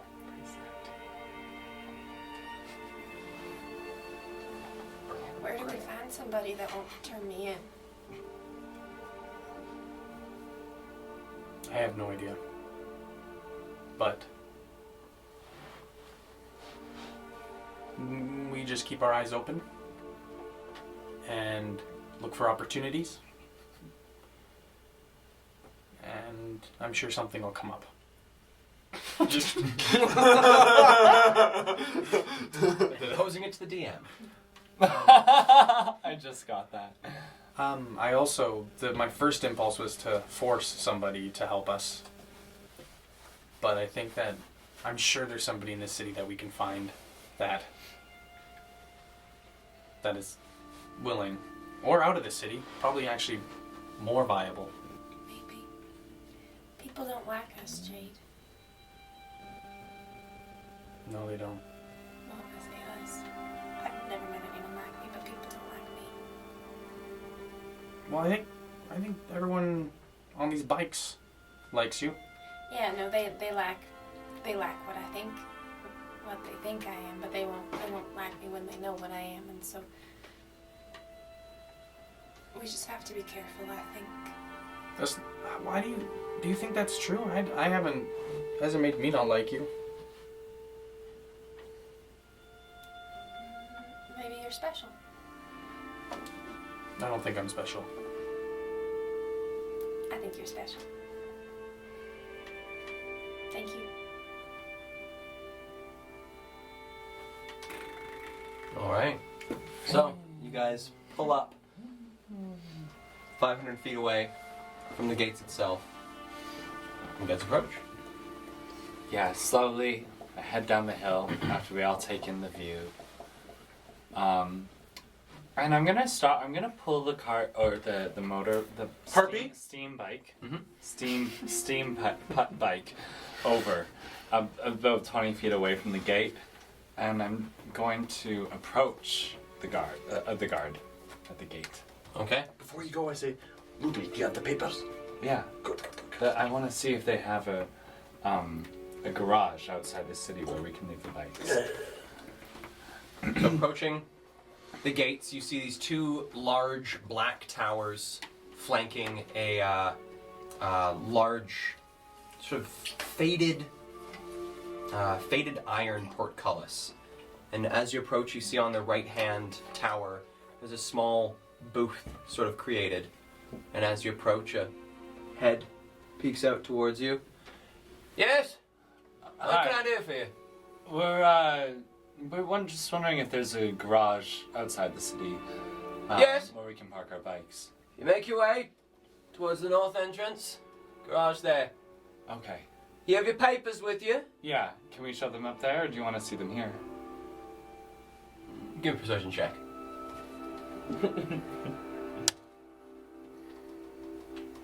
9. I'd like to take a look at them, yes. My friends are still approaching. There's 5 of us all together. Sam grabs onto the edge of this sill and looks out. Is this what? The sort of sill of the booth itself. Oh, right. Okay. Is it still like the counter? Yeah, it's sort of like it's like a booth built into this tower, and he's currently talking to Ludi through a window, and is now sort of grabbed onto the window ledge and is What's a port? looking. Portcullis is The like a portcullis is the large iron gate that has come down. It's like It's like a big, huge gate, and beside each side of this gate are these 2 tall towers, and built into one of these towers is like a little window that this Like a ticket Okay. booth. person, That's like a ticket booth. Okay. Oh, Yeah, like, Like a in, box office. like Yeah, in yeah, Shrek yeah. when they're trying to get into Farquaad's castle. That booth. Yes. This is not a hard thing. And so, grabbing onto the edge, looks out and sees the rest of the party. Yes, wonderful. Papers? Grabs them and gives them a bit of a shake. You can see his face like drop and he Oh god. hands them back to you. Just the North Gate. Have a good day. You as well. I'm standing with my cane and I just kind of bow my head a few times. I'm gonna do one. I imagine this is what steam bike riders do. I look back at the group and I'm like, and then I point to the other gate. Is that a whistle? Alright, so there is a Yes? small road that makes Was its a way whistle? along. You guys are at the western gate right now, and there's a road that makes its way along the length of the city's walls towards the northern gate, if you want to take that one. How tall are the walls? Were we up there for that last part of that interaction? If you didn't want to approach, then yes. I'm just wondering, can I tell what that was? That this Did you approach the booth with Ludi? I don't know. I'm I imagine that I pulled up ahead of the group and pulled off to the side and just ran up and asked. Then I'd about say- where to I feel like we were just like garage. arriving when he was doing the whistle thing. Yeah. I'd say no. Yo, when did Ludi get so hot? Damn. This is the 3rd boy that you have commented on. Is Abby gay? Can we just talk about this? No, let it come up. It's important to note the bowing head and the sort of emasculation is absolutely a byproduct of the alpha fucking energy that Ludi's giving off riding this thing. Like, You Yeah, were he's very got that interested in me now. BDE. And now you're calling me a Big dick baby. energy. Big dick energy. Alright, so hopping back on the steam bikes, you guys make your way along Yeah. the wall towards the northern entrance. Anything that breathes. I don't know. Are you gonna go? I'm so sorry. Yes, we head to the garage. Alright. Garage. Cripping along to the front Garage. entrance, you guys make your way sort of single file Garage. along this wall, arriving at the northern entrance. It seems to be a little bit of a larger entrance into the city compared to the western entrance you were at. Still these 2 large towers and a large portcullis, but you also notice a small garage attached to the outside wall of the city itself. And you notice that each of these booths has about 3 windows open. Each one seems to be manned by the different person sort of looking out. There are 2 caravans being pulled by these creatures that you had seen before, these Wolgraxes, that are being pulled into the city. And papers are being exchanged, conversation is happening as you pull up and you guys go straight to the garages. Yeah. Just I don't have much to say. I just pull up. Actually, I'm just curious how much does it cost to park the bikes here? Coming into the garage and you ask the pair of people working there, there's a elvish woman and a half-orcish woman working I at the this. elvish woman and elvish. You do elvish woman and elvish? Yeah. And nods and smiles and says, well, how long are you staying in the city? Our business could take a variable number of days. I'd say up to 3, no more than 3 though, probably. Maybe less. Days? Yeah. Well, we do have differing prices depending on range. If it's just for one day, we do 2 gold. Anything beyond 3 days, instead of doing 2 gold per day, we just do 1. So for 3 days, it's 3 gold. I was told at the place that we bought these bikes at that it was free. Like the garages were free Where did you purchase these bikes? down at New Eden. Oh, those folk are mistaken. Larger cities, yes, sometimes it is free, especially at the garages where you purchase the bike from. Unfortunately, That's okay. We Well, can Well, afford to pay. What was the name of the dealership we bought them from? Miguel. I don't know if that. It's the only name I Did anyone remember. get a receipt? No. And I just kind of. Nope. Our interaction is almost. Is there a bumper sticker on it? nope. There's no plates. Would you We can afford it. be willing We can to? afford it. It just if we don't I'll we pay don't know for how long it. we're staying for. If we pay for 3 days and we only stay for 1, can we be refunded Sounds the good. amount? Of course.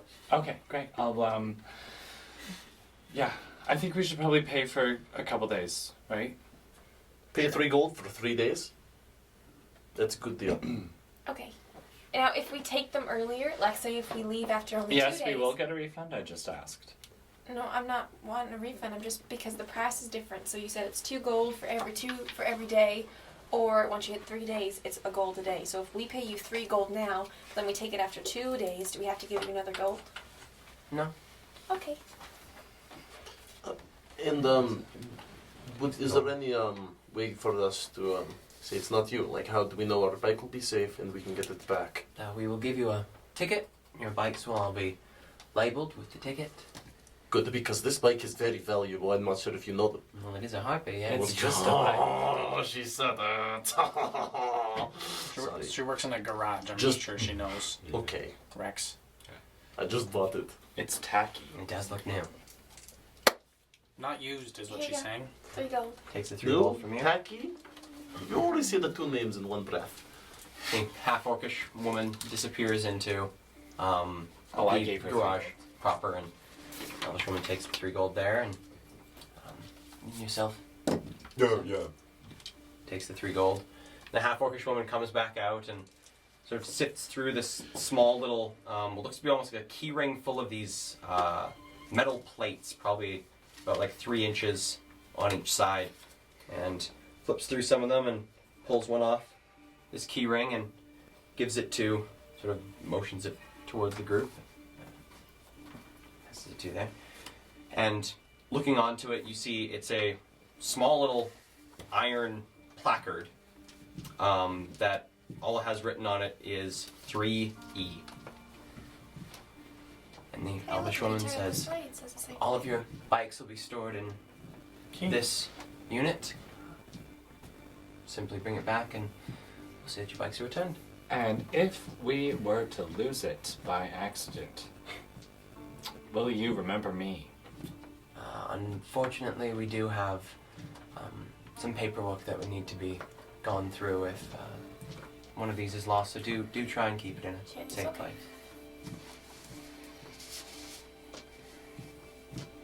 Okay, yes, thank you. Thank you. I'm gonna walk to and look at the. Like, I'm gonna kind of step and just turn around and look at the city here, staring up at these large towers. I just want to kind of judge to see how tall the walls are. Give me a perception check. 5. Looking at these walls are probably about 130, 140 feet high. Okay. Tall boys. Yeah, so pretty tall walls. Oh, The that's towers a five. themselves extend higher than the walls themselves. They're probably about like 200 feet high. But walls are about, 140, 150 feet high. Hey guys. Yeah. Are we outside of the shop now? Mhm. Okay. I don't want to say this too loud. So when we approached the city from the south gate, right, Kel? You guys came from the western gate. Sorry, west. When we approached the city, I talked to the guard at the western gate, and he showed me where this garage was here. But he asked to look at the papers, and when he looked at the papers, he seemed to get really serious. And we can't read these. We don't know what's on here. Did you try after he read them? Maybe it took form. Take a look. Okay, I'm gonna look at the papers. Looking back at the papers, you see small little bits of words that look to have congealed, that as you pull it up, looks like they've all started to crack back apart. And there's only small bits like an A and an E together, and an N, M, I together. Small little fragments of words spread about the page that start breaking off and floating about the page itself. Does that basically then? It sounds like it looks exactly the same as it did about 3 hours ago. It looks the same. It looks like it has changed since there was some change that happened when the person at the booth took it, and that change has now faded off the page. It looked like the guard shit his pants. Like it was serious. So we should Anyways, just go my- back to the same guy to get in. I think we should, yeah, because what if this is only like a one-use thing and it doesn't work at the North Gate? Yeah, and he won't have to look at it again. He'll remember, right? I think so. The only thing is he might be suspicious as to why we walked all the way back to the West Gate. Because we didn't want to take our bags. As Well, opposed no, to going through gates this right gate here. over Because here. there's the gate is right over here. There's a much closer gate to this garage that we're at right now. I have a theory. I had a feeling about that one. And the fact that, when I say that one, King of Rags. And the fact that he's allowing the Vabrants, I have no doubt he's using magics. I think that this magic is one that the reader perceives what they would deem to be the most urgent thing they could read. So if that's the case, because it sure looked like that guard back there read something very urgent. If that's the case, then the guard we give it to here will also read something just as urgent. And if it's just a bunch of useless letters and things like that, they're going to turn us away, and we just go to the other gate. Figure it out then. There we go. Okay. Unless they try to arrest us. For what? Having a page that doesn't do anything? Yeah. For trying to swindle our way into the city. We can just say, oh, wrong pages. Gotta go grab them. My employer will. We're good at lying. Well, Okay. Alright. Let's go to the North Gate. Alright, so you guys approach. After you We're bust. closest to the North Gate right now. You guys the are like south pretty one. well like right in front of the North Gate right now. Okay, I pull out the papers and I strut. Alright, so the only open booth currently is the one on the right hand side and closest to the gate itself. Yes. Okay. Sorry, that's a bit. So coming up to that one, you see the individual sitting in the booth, and they sort of lean themselves out to see you approach and set themselves back in. Hello. Entrance papers. Papers. For the 5 of us. Thank you. The 5 of you. There's a peek out. Hello. Hello. Hello. Hello. Hello.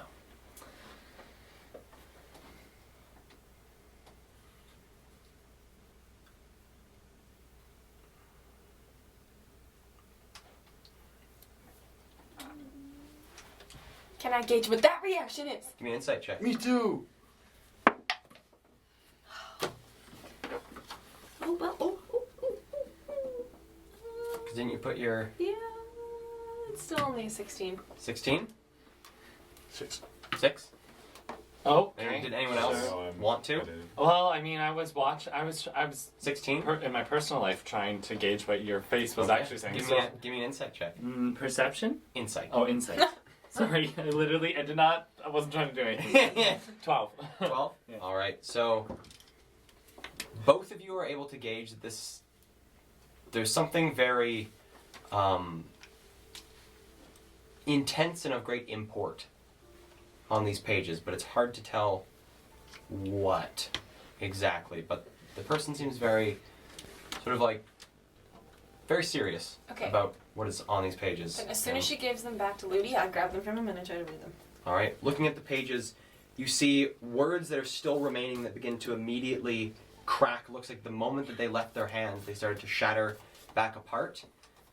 Give me an investigation check on this piece of paper. As she's investigating, I kind of body block the line of sight from them to Isla, and then I say, and then with a very knowing look, I say, and do you know where, in which part of the city we will find our destination? The woman at the gate.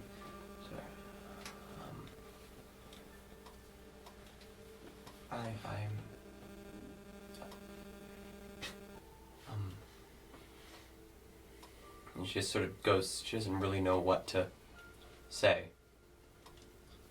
Investigation? It's a 1, non-natural. Okay. Looking at these pages, you're unable to get anything. Can I also? Together. I have that impulse too. After she's done looking, can I grab him and like Sure. take Give a me look an- when I give see me an her investigation check as well. befuddled look? Come on. Isla's not great at puzzles. 11. 11. Looking at it, it looks like in the time that Isla was examining it, too much time has passed and more of the words have broken up. And The woman sort of looking at you all, sort of reaches down, and you hear a series of and you see a small portion, not the entire portcullis, but it looks like just 3 of the spikes begin to pull up, creating a small opening in the whole portcullis itself. And Yeah, we stride on through. Yeah. I stay standing, looking at her for a moment, and let everybody go. And I just want to gauge to see how she feels about me. Is that a different sure, insight yeah, check? give me an insight check. Okay, cool. 18 this time. She's scared. She's scared of me. Mm-hmm. Do I get the vibe about everybody, or do I just know for me? You just know for you. Okay. She's scared of you. Okay. I sort of like, I give her a quizzical look, and then I just go in. Once I pass, I say, we're clear.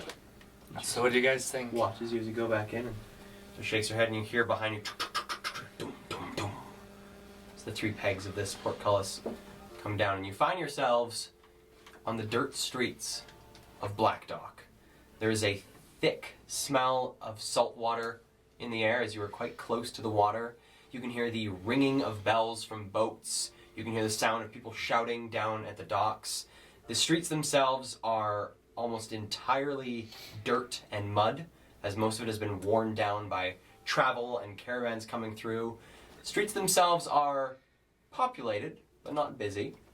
And a lot of these buildings look like they have been erected in whatever open space there is in this very tight city. Tighter than New Eden? Tighter, it's similar to the Low District in tightness, the city. It's very tight, but doesn't give off the same poverty that the Low District does. This is tight, but there's money here. New Bustling. York! New York! Sort of like one of those feels. Yeah. I just find myself staring, transfixed at the docks. So much so, if you guys walk away, you'd have to get my attention. I turn and look back at the 3 bars that just slam behind us and say, looks like we're locked in. I bet we could get out pretty easy if we just. Just looked at the Is that booth keeper. is that like the ocean? Are you pointing at the water? Yeah. Yeah. Oh yeah. Yeah. Can we go see it? Yeah. Yeah, let's go see it. Okay. Alright. You guys head to the water? Alright. Heading through the 2 buildings in front of you, one sort of jutting further into the street than the other. None of these streets are straight in any way, shape, or form. They're all weirdly angular and wide at odd portions, and then they become, again, encroached by the buildings around you. You pass through these 2 buildings and walk along a set of 2 buildings whose walls are sort of set at an angle as you walk along the side of them, entering a bit of an opening where you see some folks sitting outside of a pair of pubs that seem to be facing each other on opposite sides of this small little pavilion. People drinking, laughing, a lot of noise coming from within these places. You see from within one, with the name on it, the Captain's Vow. You see some very rowdy individuals who seem to be having a bit of an intense argument over something in this particular bar. But you guys continue on past these buildings, passing by another one of these angular buildings that as you look up at it, appears to be a warehouse for the docks themselves. And coming around to the front of this, the wharf itself opens up in front of you, and the piles of large boxes and crates of various things to be shipped all around Myria piled up along these docks. There's easily 100, 150 people bustling around these docks, moving things from place to place. The sound is uproarious, the sound of people calling, orders being called, ships mooring, bits of sailing being fastened down and let loose, hooks and things being pulled from the water, anchors drawing, anchors falling, sounds of bells, sounds of gulls. It is a cacophony of sound that all sort of mingles together at this dock. There is so much world. I don't even think we know the half of it. And then beyond the docks themselves, the shimmering sea extends until you can't see anything beyond it. Oh, I want to go there.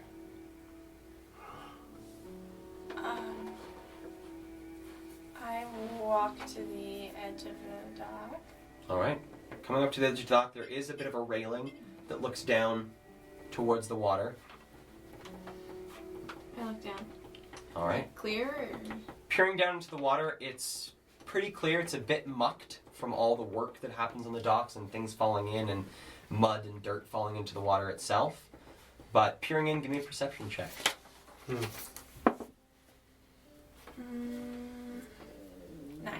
9. As you peer in, you catch the glimpse of something silver glint through the water, and then it disappears into the darkness. I look up and look back at the boys, and I kind of smile and give a little wave, and then I throw myself over the rail into the water, and as I jump in, as soon as I hit the water, I'm gonna change my face back to my, like, typical Isla form. Okay. You notice as Isla sort of looks back at you and just capsizes herself off this thing, the 3 dock workers around her sort of give her a quick look and then shrug it off and continue their work, hauling this large piece of rope up one of the docks themselves. And Isla sort of surfacing and pulling yourself back up. The docks themselves are almost flush with the sea in some places, so you're able to pull yourself up and make your way up a couple of stairs onto the wharf itself. Oh, I'm not getting out yet. Not getting I'm out? just gonna float for a little while. Okay. Do you guys go see where Isla has thrown herself? I think I'm gonna break my eyes away from the view that I've been transfixed by in the cacophony of sounds that you described. Should we get a room for the night? Make a plan? I throw my jacket off and my boots, and I cannonball in. Rex. So there is a blast of water upwards that falls onto the into this sort of mixture of dock and dirt road that you're now beginning to enter as the docks begin to take over the streets themselves. You can tell now why things are so muddy, as everything has been soaked with seawater everywhere around the docks itself. And jumping into the water, there are 4 or 5 of these dock workers who like take a quick look in and peer around. People seem to be now wondering if the girl who fell in first might be drowning. So there's a few worried looks, and then I surface. I flip my black tendrils their work. back, and I shake them out. I say, oh, for God's sake, I'm going to take off my jacket, and I hang it on the railing, and I slowly unbutton all my shirt until I'm just in my underwear, and then once I've finally got on my underwear, I slowly slide into the water. What is your passive perception again, Abby? 17. 17. So you do notice, We're not supposed to be. as this is all going on, as your compatriots are flinging themselves into the water, leaned up against the wall of this large warehouse that's just behind you and to your right, are 2 black, guards in a black leather garment that are standing there, arms crossed against the warehouse and very curiously watching what is going on. Yeah, after seeing that, I'm gonna lean into my compatriots in the water and be like, hey guys,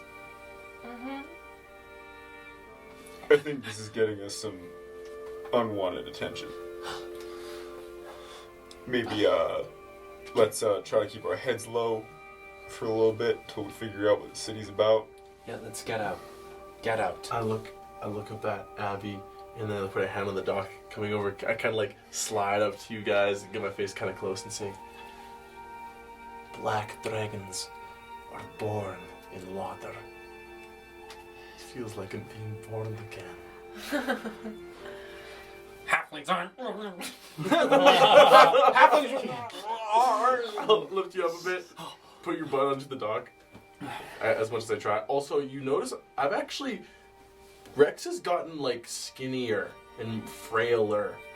Like, he doesn't look healthy, but he's behaving normally. Do I notice that, or was I aware of that already? I don't know. I haven't taken my clothes off in a while. Like, I've been sleeping in my clothes. Yeah. Yeah. Okay.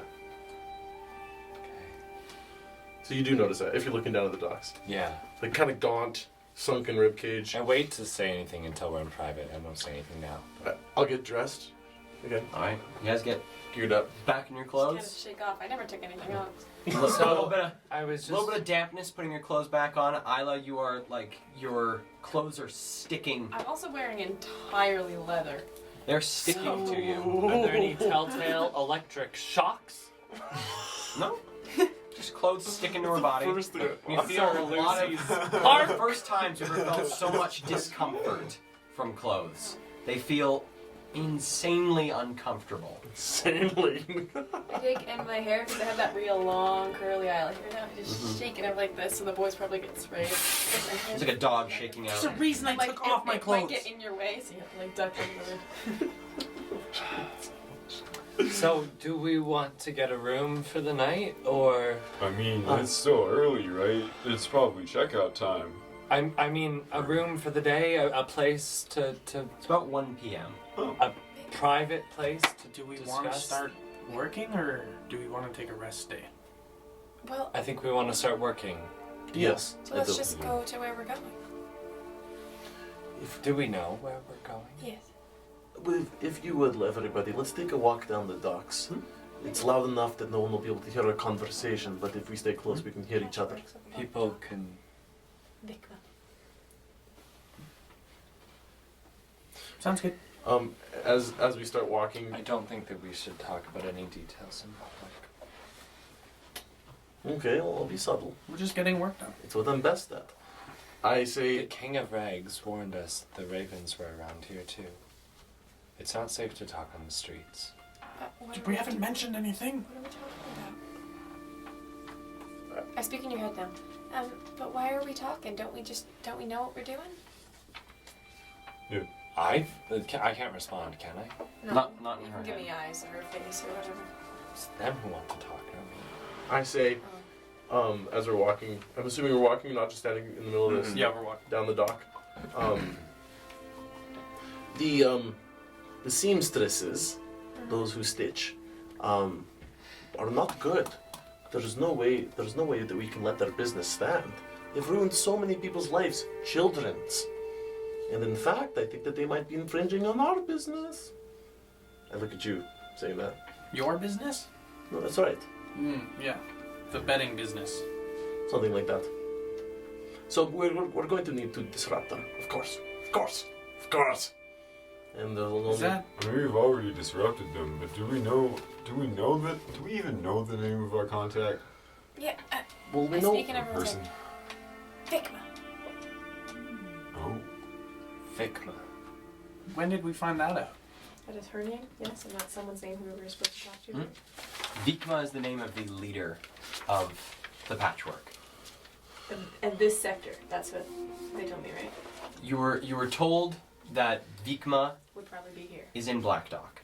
Right. So I'm talking in people's heads. No one outside can hear me. We're going to look for Vikma because they're the leader here, probably here with the Drow lady. Do we know what these seamstresses look like? What Their are you guys location? talking I about? raise What my is eyebrows. this? What's this?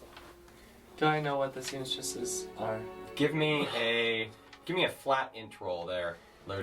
My guess. Can I wait. just tell you what my guess is as like a regular human? Can you tell me if I'm right?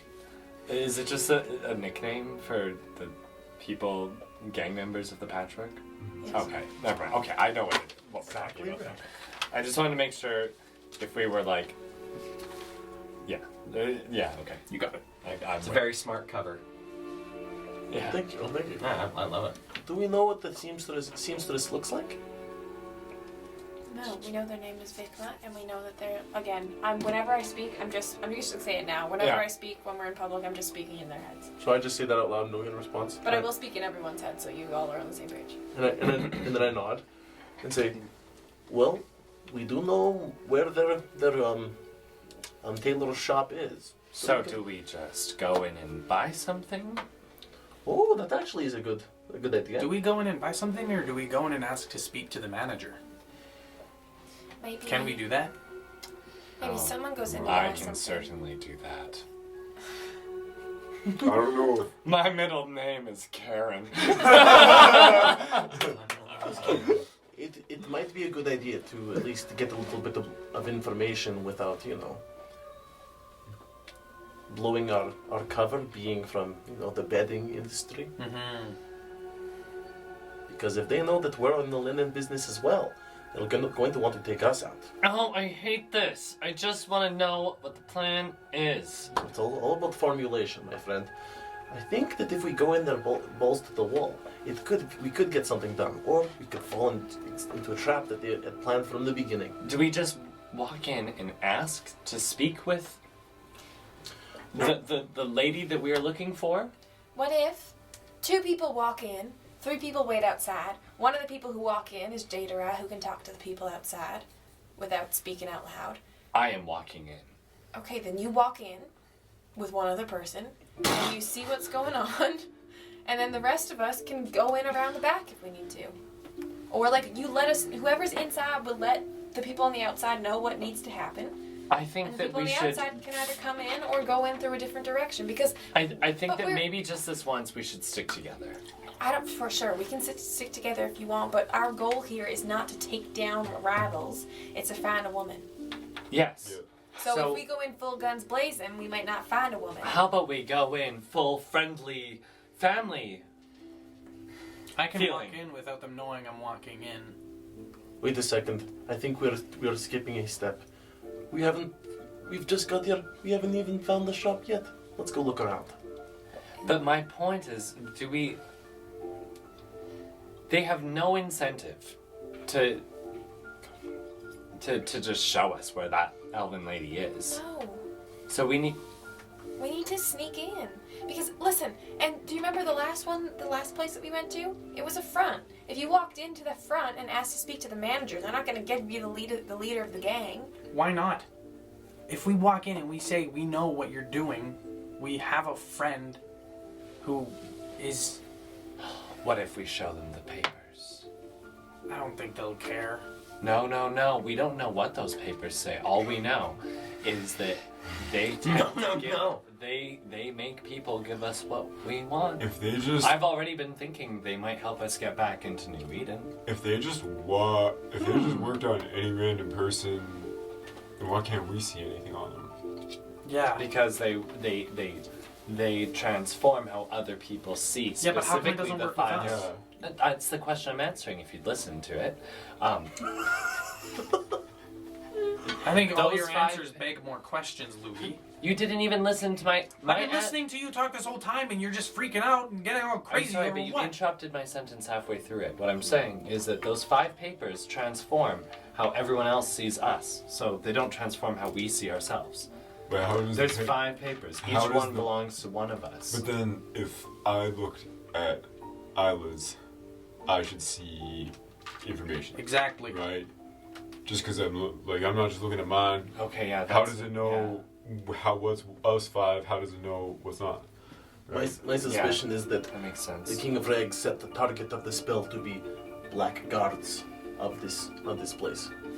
And that if they were the target, we need to work on them. But we could try on captive audience, potentially a drunkard at Yes, that that's bar. a good idea. We should actually do a test round. And maybe say, tell us what this note fucking says right now or we'll kill you. See, I say that on the docks, and then I realize I say it, and then go, It's joke. But you know what I mean. So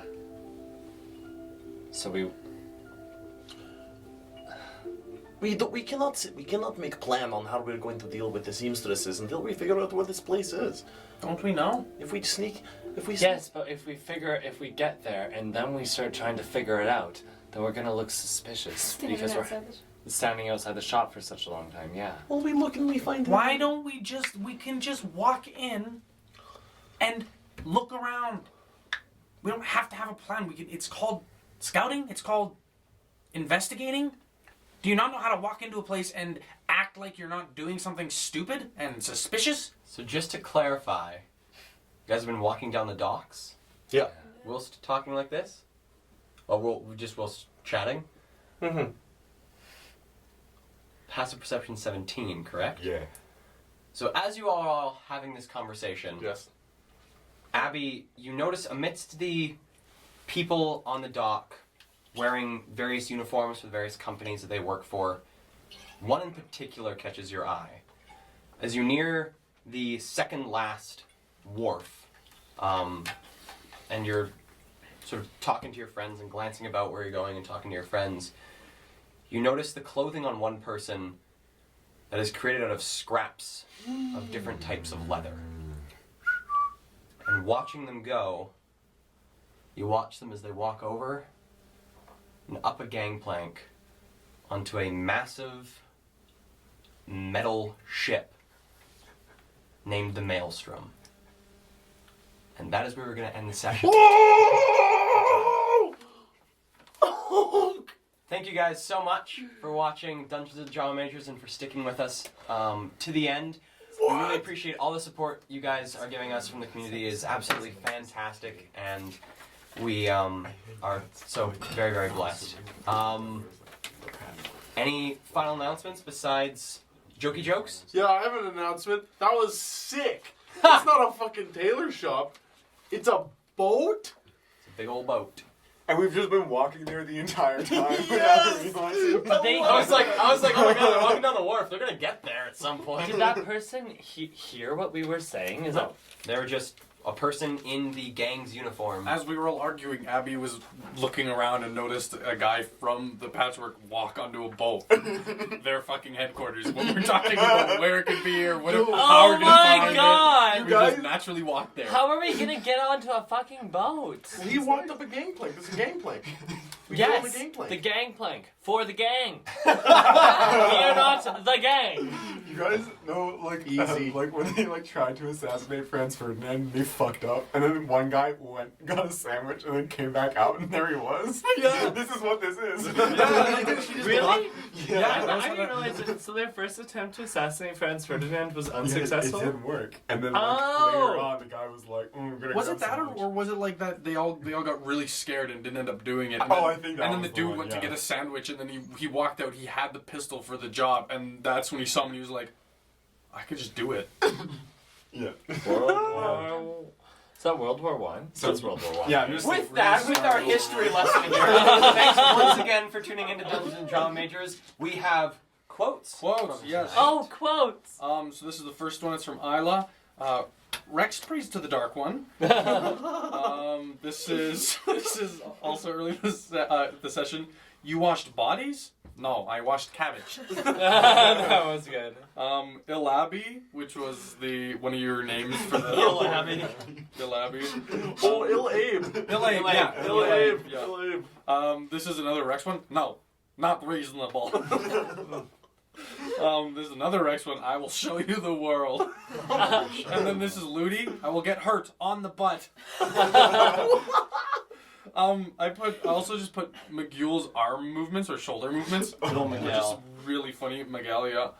Well, that shitty and auto porter lady. Shut up, Ludi. You'd not believe it. We have a guy named is it Miguel. Oh, I'd believe it. Rex disguised as Miguel too. This is Jackson describing what he does at some point. I look, get a boner, turn around. Those are the quotes. Nice. Oh my god. Nice. Okay, thank you guys for watching. As always, if you can, follow us on Twitch, or if you can subscribe to us on YouTube, or if you can subscribe to us on Twitch, that would be greatly appreciated. Every little bit helps. We also have donations available on our channel if you're feeling generous. $300, $700. $2 billion. 25 cents. Anything. More reasons. Yeah. Please, thank you. No, yeah, just anything helps us run our stream, and we're very appreciative for all of you watching, so thank you. And we'll see you Sunday. See you guys on Sunday. See See you in a week. Bye.